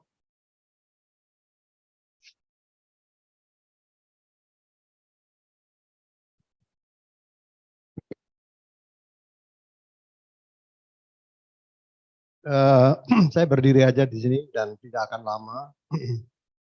Terima kasih banyak atas kehadiran dan juga engagement dalam diskusi yang menurut saya sangat bermutu. Sekali lagi terima kasih. Sedikit tentang pertanyaan Bu Ririn tadi,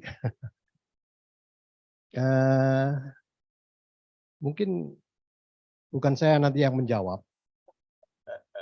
karena definisi tentang saya demografer pertama itu juga bukan saya, itu Pak Aris Ananta yang buat. Jadi saya serahkan saja kepada audiens untuk menjawab pertanyaan Bu Ririn tadi. Buku itu sebenarnya bukan buku tentang dan oleh saya, itu saya kira harus saya garis bawahi. Bukan buku tentang dan oleh saya. Buku itu sebenarnya kumpulan tulisan dari teman-teman saya. Ada 21 teman yang menulis. Dan setiap tulisan menurut pendapat saya sangat penting dan perlu didiskusikan lebih lanjut. Tidak semuanya sependapat. Sekedar sebagai contoh, ada Max Lane di satu sisi dan ada Robert di sisi lain. Membicarakan saya kira tentang isu yang sama tapi dengan perspektif yang berbeda. Jadi buku itu saya berharap, dan saya kira ini harapan juga dari para editor, yang saya sangat berterima kasih. Saudara Sisko masih ada di sini ya? Oh itu masih. Sisko ini harus bertanggung jawab ya. Karena dia yang memilih judul nasionalisme yang lebih rileks itu dia. Dan juga editor ini juga yang sebenarnya memilih para pembicara. Dan saya kira tujuan itu tercapai dalam arti bahwa sebenarnya setiap bab itu menggunakan istilah dari Pak Haryono. Pak Haryono ini rektor dari Untar yang membaca buku itu pertama kali dan mendiskusikan pertama kali peluncurannya di Malang waktu itu. Buku itu lagi-lagi bukan tentang saya dan oleh saya, itu memberikan inspirasi pada pembacanya. Dan saya kira harus didiskusikan lebih lanjut. Dan kalau hari ini kita mendiskusikan Papua, terima kasih pada Greg dan Pak Felix, juga Bu Ririn. Itu satu contoh saja bahwa Papua akan menjadi agenda yang sangat genting ke depan. Dan kalau disebut dalam buku itu tentang Papua, saya kira itu hanya lagi-lagi salah satu isu yang harus didiskusikan ke depan. Dan Indonesia memang negara yang besar dan seharusnya punya kontribusi yang besar ke dalam dunia. Tapi mengutip Pak Peter Carey, we are inputting zero still. Betul Pak Peter ya. Jadi dalam hubungan dengan Nobel Prize kita belum berhasil menghasilkan satu Nobel pun. Jadi saya kira lagi-lagi saya mengucapkan banyak terima kasih dan mudah-mudahan buku ini bisa menjadi semacam pembuka untuk diskusi lebih lanjut. Harus diakui semakin sedikit orang membaca buku ini problem kita. Tadi Pak Hariman bilang lebih banyak orang membaca TikTok atau apa, dan saya kira ini problem kita bersama. Jadi saya tidak tahu apakah betul-betul akan dibaca nanti, tapi saya berharap ini akan menjadi bacaan yang didiskusikan bersama. Terima kasih Bu Ririn ya. Bu Ririn ini saya ketemu mungkin masih kecil karena dia adalah putra dari guru saya, Pak Budi Utomo itu guru saya, guru metodologi riset saya di lembaga demografi. Jadi Bu Ririn ini putra dari guru saya, ibunya itu adik kelas saya di psikologi, dan istrinya Pak Hariman ini juga kakak kelas saya di psikologi. Jadi ini diam-diam kita terkoneksi satu sama lain secara tidak disadari. Baik, saya kira itu aja komentar saya. Terima kasih Pak Najib. Kata pengantarnya saya kira itu seperti tadi dikatakan oleh Bu Ririn, saya kira berhasil menurut saya mengantarkan buku itu dengan baik. Dan terakhir saya kira saya juga harus mengucapkan terima kasih kepada Kompas yang telah cetak buku itu dengan bagus. Meskipun terlambat, tapi saya kira lebih baik terlambat daripada tidak sama sekali. Dan saya kira ada blessing in disguise dari keterlambatan itu, karena ibarat bayi itu buku itu tidak hanya dikandung selama 9 bulan, tapi 2 tahun. Jadi lahir dia sudah bisa bicara dan sudah bisa berjalan. Sekali lagi terima kasih kepada Kompas dan kedua editor, Bung Sisko dan Bayu, juga Bu Esti dan Pak Surya, Pak Neil yang mewakili KSW yang membidani acara ini dalam serial webinar yang melahirkan buku ini. Saya kira itu, dan sekali lagi terima kasih kepada para pembicara, pada teman-teman yang hadir di sini. Terakhir sekali ini kawan saya yang membuat cover buku ada di sini rupanya, Pak. Silakan berdiri Pak Sogi, ini yang membuat cover saya, buku saya, seorang pelukis yang tinggal di lereng Gunung Merbabu dekat Kopeng sana. Terus terang cover ini dikritik oleh saudara Sisko. Sisko tidak setuju dengan cover buku ini karena nanti mana yang Riwanto yang pakai topi atau Riwanto yang bawa pentung katanya. Tapi saya kira itu biasa, dan saya kira banyak yang senang juga. Baik, terima kasih, dan barangkali kita akan mendengar pidato kemerdekaan dari Bung Hariman. Bukan saya yang mengundang Bung Hariman, ini saya harus katakan terus terang. Bukan ide saya nggak tahu ide siapa dari panitia, tapi bukan dari saya. Meskipun saya setuju Bung Hariman yang bicara, dan saya tidak tahu apa yang akan disampaikan. Teman saya Nani Sutoyo ketika mendapat flyer acara ini dan melihat Hariman yang akan pidato, dia nanya, kenapa Hariman? Wah, saya nggak tahu itu. Nah, dia menganalisa sendiri. Jangan-jangan apa hubungannya dengan itu? Dulu kan malari anti investasi Jepang.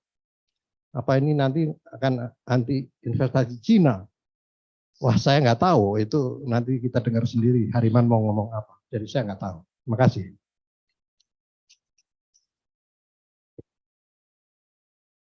Terima kasih Pak Riwanto atas respon dan catatannya. Jadi untuk Bu Ririn, ini kita harus menunggu lagi Bu, ini belum terjawab ini. Kita harus kejar Pak Arisananta atau auditor nanti ini atas pertanyaan Bu Ririn. Okay, I think we will arrive at the last main dish. They will be very interesting one. Pidato kemerdekaan oleh Pak Dr. Herman Siregar. Beliau adalah salah satu aktivis senior di Indonesia dan sudah sangat terkenal dengan para aktivis. So I'd like to invite Pak Hariman to come to the front to deliver the speech. Please, Pak Hariman.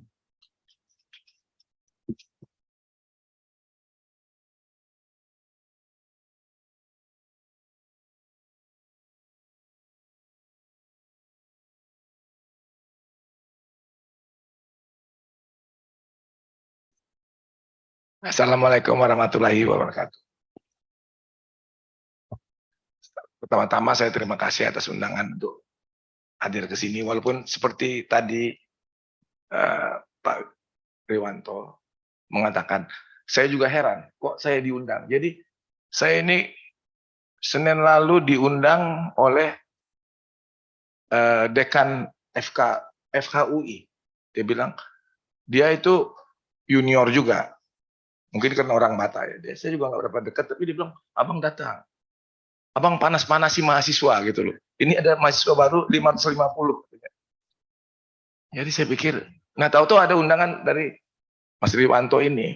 Sebelumnya ada Metro TV itu sebulan lalu minta saya bicara mengenai malaria lagi, padahal bulannya bukan 15 Januari gitu loh.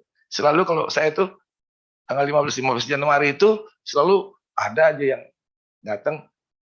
Ini bulan Juli. Jadi saya pikir apa ini apa? Karena begini. Saya kalau saya gini, kalau sama teman saya selalu baik. Jadi Mas Riwanto saya consider teman. Jadi saya diundang saya datang. Nah, karena orasi nasionalisme saya minta teman saya, kita punya grup, bikinlah paper. Ini ada papernya nih. Jadi, tapi saya nggak baca, saya tadi kasih aja yang panitia.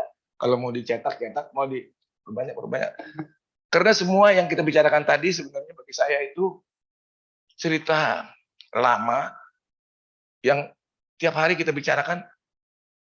Mulai saya katakanlah di SMP, SMA, dan terakhir itu yang paling banyak saya dapat masukan mengenai nasionalisme ini waktu saya di penjara.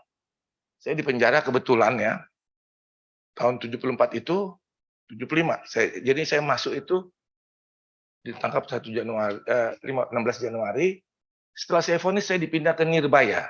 Nirbaya itu penjara yang dibuat oleh sebenarnya Soekarno untuk memindahkan tahanan politik dia yang di Madiun, Sultan Syahrir, banyaklah Natsir segala macam, untuk pindah ke Jakarta, dan yang membuat itu Subandrio. Dan yang pertama kali mau masuk sebagai pasien di Nirbaya itu adalah Dr. Subandrio. Jadi Dr. Subandrio, Omar Dhani, Pak Pranoto, dan itu banyak sekali tahanan-tahanan yang sampai saya lupa namanya, Letnan Kolonel yang menjadi talker waktu Alan Pu, seorang penerbang yang membawa pesawat terbang ditembak untuk membela Permesta, ditembak jatuh, dia terjun. Jadi artinya di situ, dan ada juga Pak Joko. Pak Joko ini tahanan di Digul. Tahanan Digul. Jadi dari situ saya begini. Sebelumnya itu, waktu saya belum menjadi ketua dewan, saya itu ikut di grup diskusi UI yang dibuat oleh Syahrir, sebenarnya oleh aktivis UI tahun 65, tapi dihidupkan kembali oleh Syahrir tahun 68 dengan mentornya itu Yuwono Sudarsono, Doro Jatun, dan Budiono ya, Bill Yudono nih namanya nih, nama aslinya itu SB Budiono, pokoknya bekas BPK kita ada menteri. Jadi saya juga sebagai mahasiswa tingkat 4, saya ini mahasiswa kedokteran. Ini sebelum saya masuk ke nasionalisme nih. Jadi di situ dia mengundang banyak tokoh-tokoh, Salah satu tuh Pak Ali Sastroamijoyo. Dia adalah, kita tahu, salah satu founding fathers kita lah untuk kemerdekaan, karena dia bersama Bung Hatta dan lain-lain ditahan di penjarain, diperkarain di Belanda, dan dia juga saya kira orang yang waktu G3 65 tahun 65 itu menjadi orang yang tersisihkan lah. Dia bicara nasionalisme yang saya ingat sekali, dan itu sampai sekarang saya ucapkan, saya pakai kemana-mana. Nationalism is a state of mind. So, karena itu kalau saya lihat keadaan sekarang, kalau kita mesti masuk sedikit-sedikit, lihat Jokowi ini pakai adat berlebihan, menurut saya dia salah mengartikan nasionalisme gitu. Nasionalisme itu bukan pakai adat, iya, tapi state of mind itu kayak tadi kita bicarakan si Peter Carey, saya nggak tahu ya, tapi kata-katanya dia bilang bahwa 1 gram of liberty is more berharga daripada 1000 kilogram of development of wealth lah kita bilang. Artinya saya lihat ya, Gus Dur ini satu kali datang ke Papua, dia udah selesaikan soal Papua. Dia bilang bikin aja bendera semua, mau bahkan bendera mau apa, asal lu ikut Indonesia, itulah yang dimaksudkan kebebasan itu gitu. Jadi yang kita nggak punya sekarang, menurut saya dalam demokrasi kita ini terancam karena nggak ada rule of law yang berlaku pada semua pihak gitu loh. Rule-nya sekarang nih, saya selalu bilang, dan nggak pernah populer, saya bilang authoritarian competitiveness ini gitu. Gimana? Pada lawan kita, semua peraturan kita hantam, tapi saya lihat sekarang juga ini terjadi, saya nggak tahu ya, saya nggak suka juga sama Trump, tapi Trump juga digituin sekarang.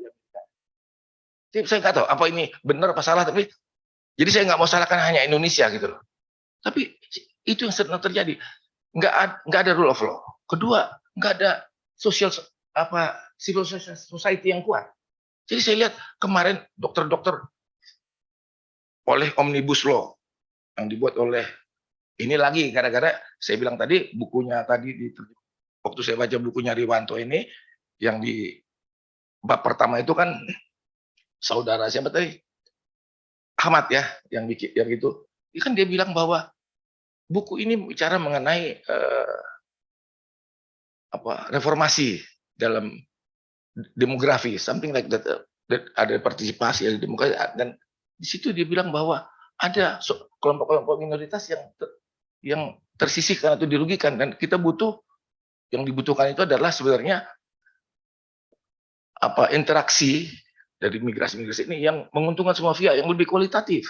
Itulah yang mungkin yang saudara Ibu Nani tadi bilang, anak psikologi juga nih, yang bilang bahwa apa ini soal modal asing. Karena waktu saya menjadi ketua dewan itu, saya bilang sama teman-teman kita ini adalah generasi yang bebas dari tuduhan, nggak takut dituduh komunis. Karena waktu tahun 65 itu kita masih SMA, umur kita 15 tahun, 16 tahun, dan bagi kita soal ideologi udah selesai. Ya tadi Pancasila, tapi Pancasila itu bukan berarti yang selalu di Indonesia ini salah, Pancasila ini dipakai oleh penguasa selalu untuk menekan lawannya gitu loh. Kalau saya Pancasila, kamu nggak Pancasila. Tadi kalau istilah Riwanto atau siapa tadi bawa Pancasila ini, sebenarnya itu ya betul, itu kompromi, itu cakrawala, bukan dasar. Mana ada negara pakai dasar negara ya konstitusi gitu loh. Dan Pancasila itu nggak kan kita mati ditanya kamu Pancasila tuh enggak, tanyanya agama kamu apa, kematian kamu apa. Kalau ada, itu pun kalau ada akhirat, kalau nggak ada ya nggak ada semua pertanyaan ini gitu. Jadi maksud saya banyak sekali hal-hal yang sudah kita bicarakan dari dulu-dulu, dan saya nggak bisa ngomong gitu pada cucu saya sekarang. Cucu saya sekarang ini umurnya 20 tahun, dia beruntung karena kakeknya lah bisa bantu bapaknya untuk dia sekolah setelah 2 SMA dia ke Amerika gitu loh untuk ambil college. Dia pulang sekarang, wah dia bicara dia di sekolah sains data pada data sains komputer nih. Ini akan jadi apa ya, free car untuk kerja bukan untuk jadi kaya, untuk kerja. Untuk kerja. Jadi aduh, saya pikir ya nasib-nasiban semua lah. Tapi yang saya mau katakan, waktu saya bicara mengenai keadaan yang kita bicara nasionalisme atau politik sekarang, dia bilang nggak ada tuh. Opung nggak ada tuh semua. nggak ada manfaat buat kita gitu. Benar. Jadi bagi saya sekarang ini, makanya saya orang pikir Hariman ini bisa gini. Enggak. Kalau bagi saya lihat politik buat orang Indonesia ini udah di kapal dari kehidupannya. Bukan lagi karena bagi dia tuh sekarang tetap sengsara itu yang tetap nempel pada mereka gitu. Yang tadi dibicarakan oleh kita ini mengenai Papua tadi. Kesengsaraan. Bukan yang kamu bikin itu. Yang kalian bikin 20 konsep. Aduh, itu konsep-konsep itu omong kosong lah semua. Gampang bikinnya gitu. Kamu tanya ChatGPT jadi itu. Tapi masalah kita kan bagaimana kita ini sebagai bangsa, sebagai itu menghadapi tantangan yang besar ini, kita masih ada gitu. Kita kembali waktu tahun 98 itu ada pikiran, wah kalau ini kita jawab dengan otonomi daerah. Tapi sekarang dalam 25 tahun kembali ke negara kesatuan yang enggak dengan omnibus law ini gitu. Jadi terjadilah. Oh, ini semua nggak benar nih, karena daerah diberi.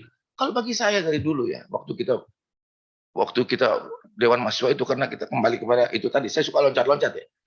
Kenapa kita bikin ngelawan Soeharto waktu itu? Karena kita bicara petisi, kita bikin petisi untuk mengatakan kepada Soeharto bahwa bagi kami ini pembangunan itu harus betul-betul memberantas kemiskinan, bukan mengejar-ngejar development, pembangunan dengan angka-angka yang disebut sama guru-guru saya tuh, Wijoyo segala macam, Ali Wardana segala macam, yang dipuji-puji pula sampai sekarang sama Sri Mulyani dan lain-lain.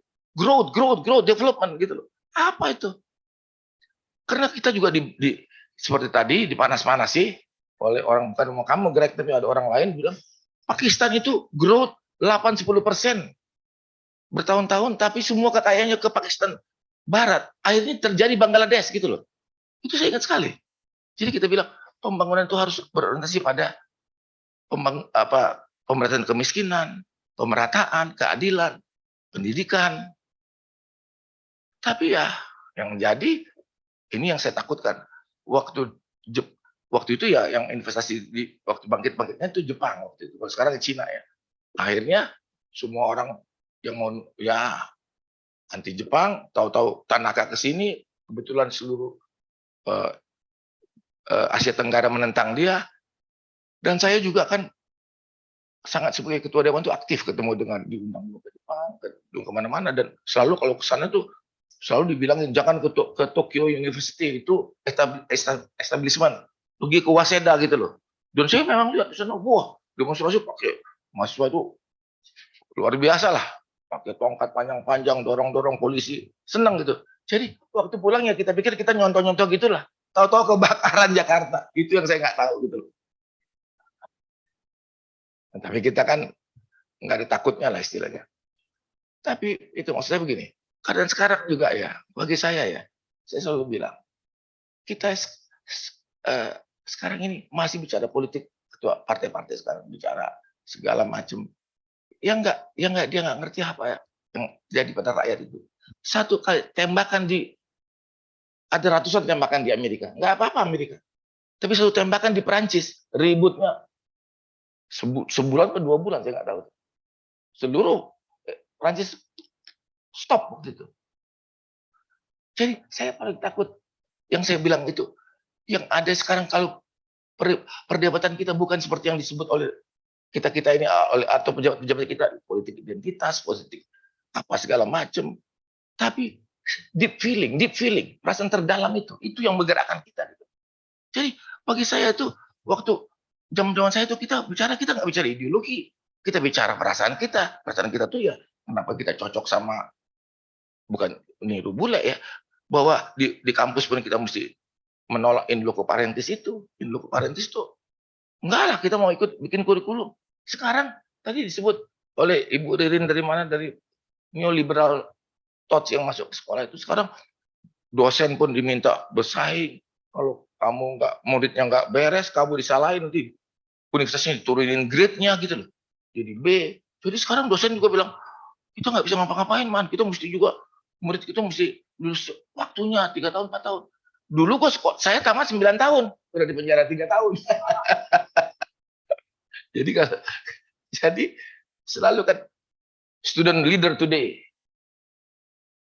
leader tomorrow. Tapi kalau student gini, student today, leader tomorrow, student leader today, student forever, karena nggak tamat-tamat gitu loh. Jadi saya kira saya nggak berpanjang-panjang mengenai nasionalisme yang harus lunak. Memang harus lunak. Kan saya nggak bayangin ya, tiba kita waktu tahun-tahun 90-an awal itu kita bicara mengenai demokrasi, borderless. Saya ingat saya di waktu itu udah bilang bentar lagi hak asasi itu yang nomor 1. Tahu-tahu datang 9/11. Ada Amerika juga lupa daratan, nggak ingat lagi nasionalisme, hantam aja dia. Kita mana borderless sekarang minta visa susah, apa susah lagi gitu. Jadi apa ya? Kita jadi bagaimana menerangkannya? Bagi saya paling takut gitu karena saya udah tua nih, saya 73 umur saya. Jadi bagi saya itu teknologi itu memimpin gitu dan produce dan memang menghasilkan sesuatu. Dan itu karena ada kapitalisme. Jadi kalau kita cerita kalau komunis bisa begitu enggak?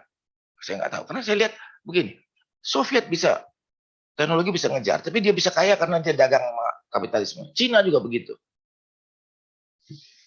Sekarang dengan Ukraina ini semua kita lihat semua yang kita tahu ya semua itu ya ini aja apa ada uang yang digelembungkan jadi lupa jadi bubble. Kadang kita lihat startup dan lain sebagainya. Jadi too many apa ya, terlalu banyak faktor yang nggak bisa kita.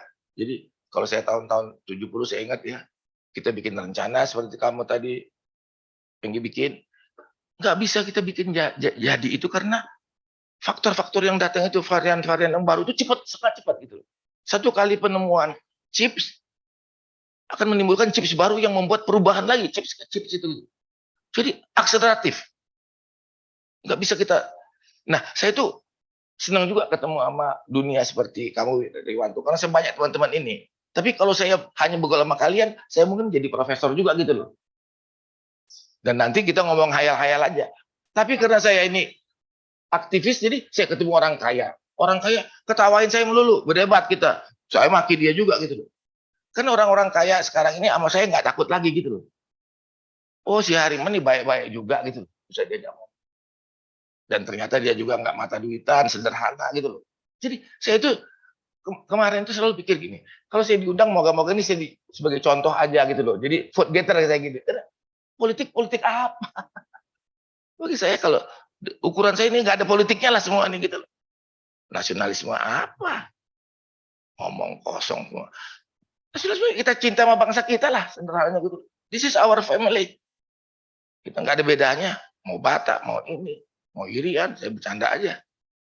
Dan rileks. Saya ketemu orang, mana orang saya baik-baik sama. Saya kalau bilang, monyet aja gitu. Mau marah ya marah lah, nggak suka, karena saya nggak mau apa-apa. Saya juga, jadi yang kembali ya, saya terima kasih. Saya datang sini untuk kamu, untuk selamat ulang tahun kamu gitu loh. Ini adalah pesta, apa namanya, fest. Dari saya mula-mula bingung juga. Festival atau apa? Scribe, waduh. Bingung juga. Saya baca, oh rupanya kumpulan tulisan-tulisan. Oh boleh juga nih saya pikir. Kalau gua tahu, gua juga bikin kayak gitu tadinya. Scribe, kumpul gua. Jadi selalu kita perlu belajar yang baru gitu loh. Jadi saya kira saya nggak perpanjang-panjang lagi. Soal Papua sedikit. Soal Papua ini di sini lengkap nih ya. Teman-teman kita bikin nih. Jadi baca aja nih. Jadi apa faktor pertama dibilang pertama perbedaan konstruksi menyangkut sejarah. Tadi ini si break ini dan identitas. Politik ini dipahami oleh masyarakat Papua. Kedua, residu peristiwa kekerasan politik dan HAM yang menimpa warga masyarakat. Ketiga, kalau pemerintah belum berhasil tiap hari ini, pemerintah belum berhasil dalam pembangunan bidang sosial. Bukan hanya di Papua, di sini juga nggak berhasil gitu loh. Hilirisasi, untung nggak ada nih. Keempat, marginalisasi masyarakat asli Papua sebagai akibat konflik pembangunan ekonomi yang tidak merata ini semua kita tahu lah sebenarnya. Coba artinya yang kita butuh ya leader gitu, leader yang bisa apa ya, reaching out pada everybody, ngomong. Itu saya tahun 2013 dapat buku dari Anwar Nasution mengenai paper kecil dari Harvard. Dia bilang kalau growth kita nggak ada orang pun, kalau dengan pertumbuhan kekayaan kita tuh 4%, 3%, 4% pasti jadi gitu. Jadi nggak usah ngomong-ngomong gede. Tapi kalau ada leader yang benar kita bisa dapat 8-10% itu yang penting. Jadi kita butuh tuh bukan apa-apa leader itu, dan itu yang saya tahu karena saya bikin setelah Soeharto jatuh tuh saya bikin Indemo, Indonesia Democratic Monitoring, nggak bisa dapat pemimpin yang benar kalau masih pemilunya kayak gitu saja. Hari ini juga kita lihat lah, gara-gara petugas sama yang nyuruh berkelahi, hancur semua kita. Jadi bingung. Ini petugas ngelawan sama pemberi tugas. Jadi satu bilang ini, satu bilang kacau. Saya kira itu aja penutup dari saya. Terima kasih, Pak.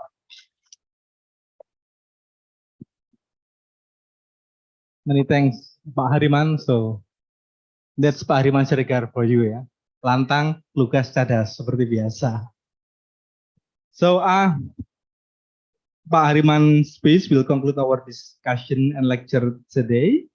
So I won't summarize any points that have been made, any message, but I would like to ask one more big applause for all the speakers, Bu Ririn, Pak Felix, Pak Greg. Many thanks for the speech, for the lecture, for the comments, and many thanks for all of you to joining us until the end of the sessions. Terima kasih, selamat siang, assalamualaikum warahmatullahi wabarakatuh. Waalaikumsalam warahmatullahi wabarakatuh. Terima kasih Mas Khairul Mukhtafa selaku moderator, Profesor Greg, Pak Felix juga. Kami persilakan untuk turun dulu ke tempat duduk di depan. Dan selanjutnya ini ada penyampaian plakat untuk Profesor Greg, Pak Felix juga Pak Hariman yang akan menyampaikan, mohon izin Prof Najib menyampaikan kepada ketiga orang yang sudah mengisi kegiatan pada hari ini.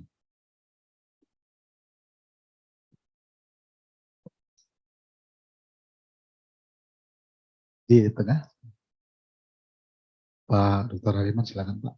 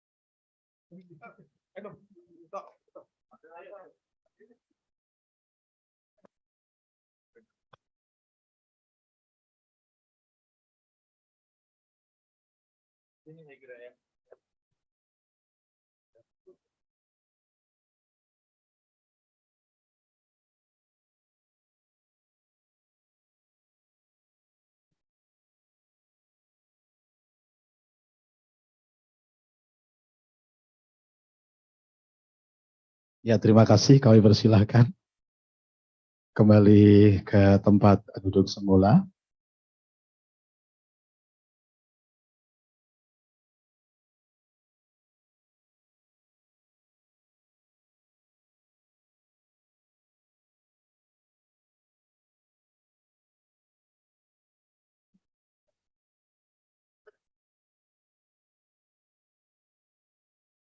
Hadirin yang berbahagia, selanjutnya kita akan menyaksikan penyerahan buku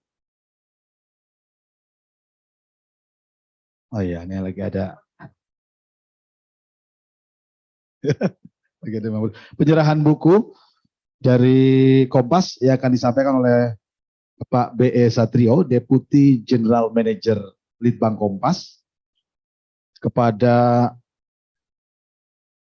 Dr. Riwanto, dan juga kepada Dr. Lilis Mulyani, Kepala Pusat Riset Masyarakat dan Budaya.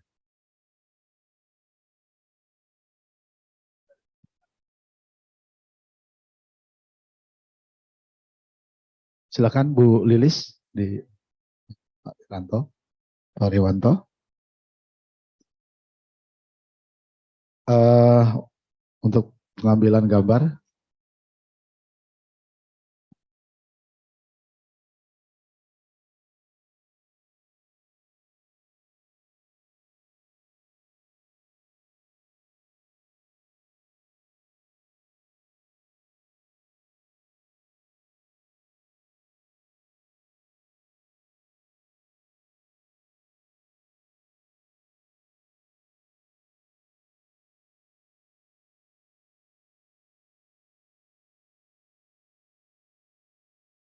Terima kasih Pak Satrio, terima kasih Pak Riwanto, dan terima kasih Ibu Lilis Mulyani.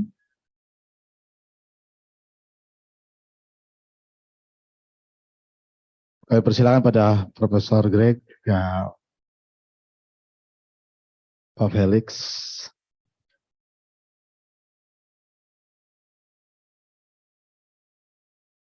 Baik, untuk acara yang terakhir, penutupan yang akan disampaikan oleh Kepala Pusat Riset Masyarakat dan Budaya pada Ibu Dr. Lilis Mulyani, kami silakan.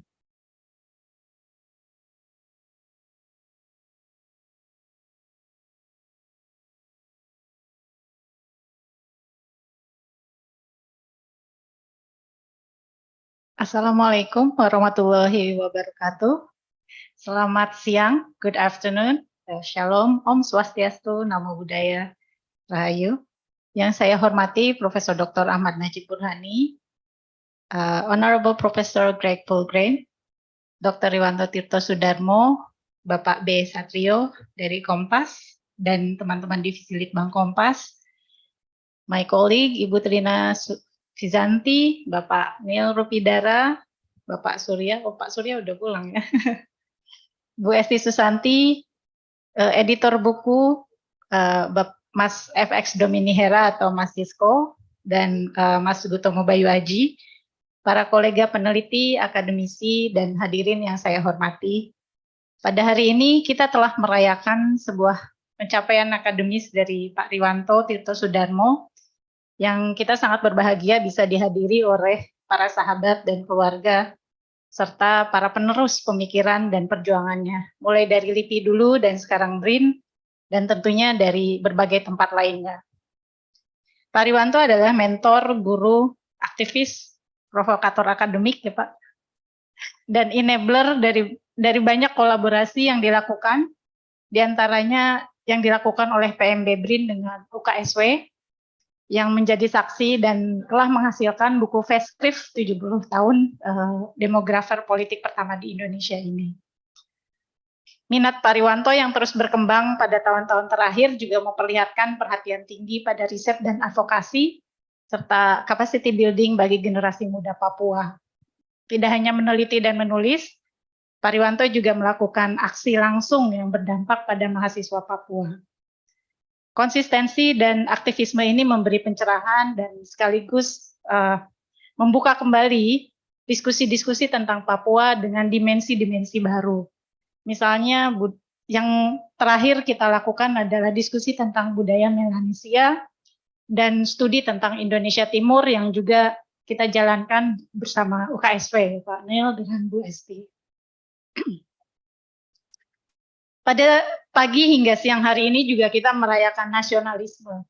Baik itu yang sangat santai ala Pak Hariman Siregar, tapi juga ternyata ini sejalan dengan nasionalisme yang lebih rileks juga ya dalam buku kumpulan tulisan untuk merayakan pemikiran Pak Riwanto. Ini adalah nasionalisme dari berbagai perspektif dan pendekatan, dan tentunya definisi dari nasionalisme ini tidak tunggal. Jadi kita memiliki banyak definisi tentang nasionalisme. Dan dalam buku ini juga kita telah, mungkin nanti ya silakan membaca, nasionalisme adalah bagaimana semua merasa diikutkan, tidak ada yang ditinggalkan, terutama bagi masyarakat di ujung paling timur Indonesia. Kita merayakan perbedaan dalam bingkai kesatuan, merayakan nasionalisme dalam keberagaman yang menyatukan dan memberdayakan. Kami di Pusat Riset Masyarakat dan Budaya sangat bangga dapat menjadi bagian dari periode sejarah Pak Riwanto di LIPI, dan tentunya berharap ini akan tetap menjadi api inspirasi bagi kami dalam berkarya di tengah gempuran berbagai tantangan yang seringkali melemahkan semangat. Namun demikian, membaca kembali dan melihat bagaimana para senior kita telah memberikan komitmen dan perhatian pada dunia keilmuan, semua tantangan adalah jalan untuk mengasah kita menjadi lebih baik dan lebih mumpuni. Kita berterima kasih pada semua yang telah diajarkan dan diturunkan oleh para senior seperti Pak Riwanto.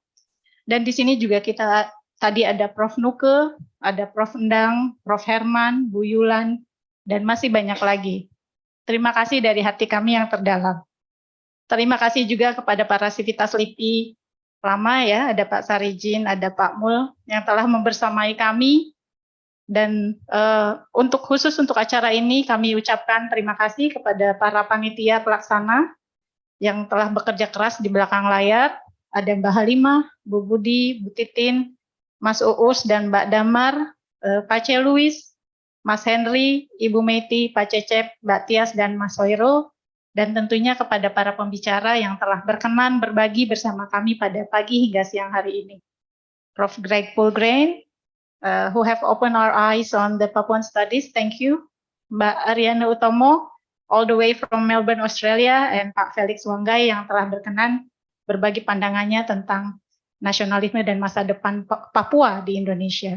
Dan tentunya untuk Pak Dr. Hariman Siregar dengan pidatonya yang seru dan mencerahkan. Sebuah momentum yang tepat dalam memperingati Hari Kemerdekaan Indonesia ke-78. Terakhir, dan juga tidak kalah penting, terima kasih kepada para peserta yang telah mengikuti kegiatan hingga akhir. Seperti yang tadi disampaikan Pak Riwanto, ini masih banyak PR yang tersisa, jadi sampai bertemu di kesempatan lain yang lebih baik. Terima kasih. Wassalamualaikum warahmatullahi wabarakatuh. Om Santi Santi. Selamat siang.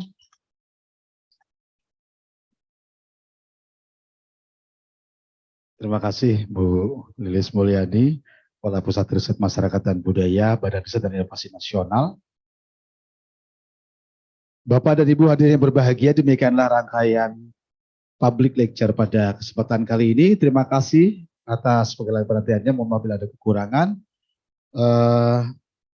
Salam dari kami semua, seluruh panitia juga, sampai berjumpa lagi. Wassalamualaikum warahmatullahi wabarakatuh dan selamat siang. Dan kami juga sudah menyediakan makan siang di depan. Kami persilakan pada Bapak Ibu para peserta untuk dapat menikmati santap siang. Terima kasih.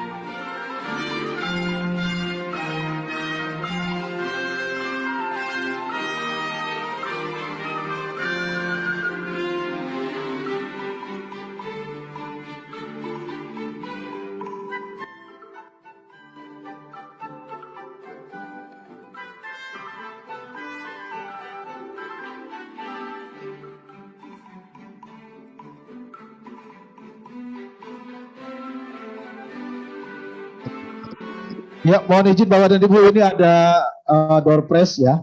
Door prize-nya memang bukan dari penanya terbaik, tapi angka yang dipilih yang angka cantik ya. Ini pesan Bu Lilis, harus angka cantik. Kang Asep ya. Angka cantiknya adalah daftar hadir nomor 8, kemudian 17 dan 78. Saya bacakan kalau lupa tadi absennya.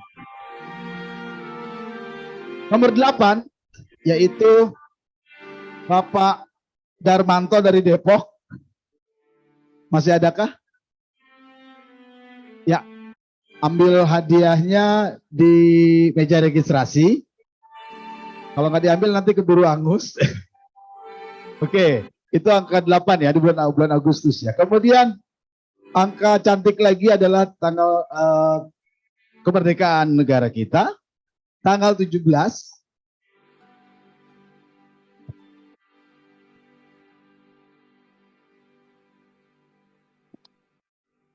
Absensi nomor 17 adalah Isnening Tias Yulianti, PRMB ada? Ada ya?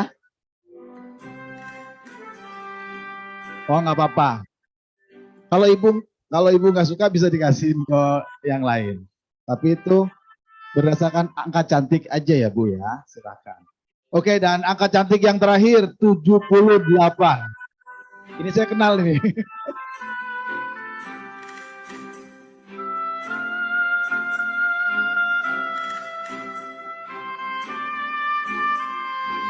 Nomor absensi 78. Amaparan. Ambil dulu bukunya. Ambil ke Bu Lilis, buka pus. Ya, terima kasih, kami silakan untuk menikmati hidangan siang yang telah tersedia.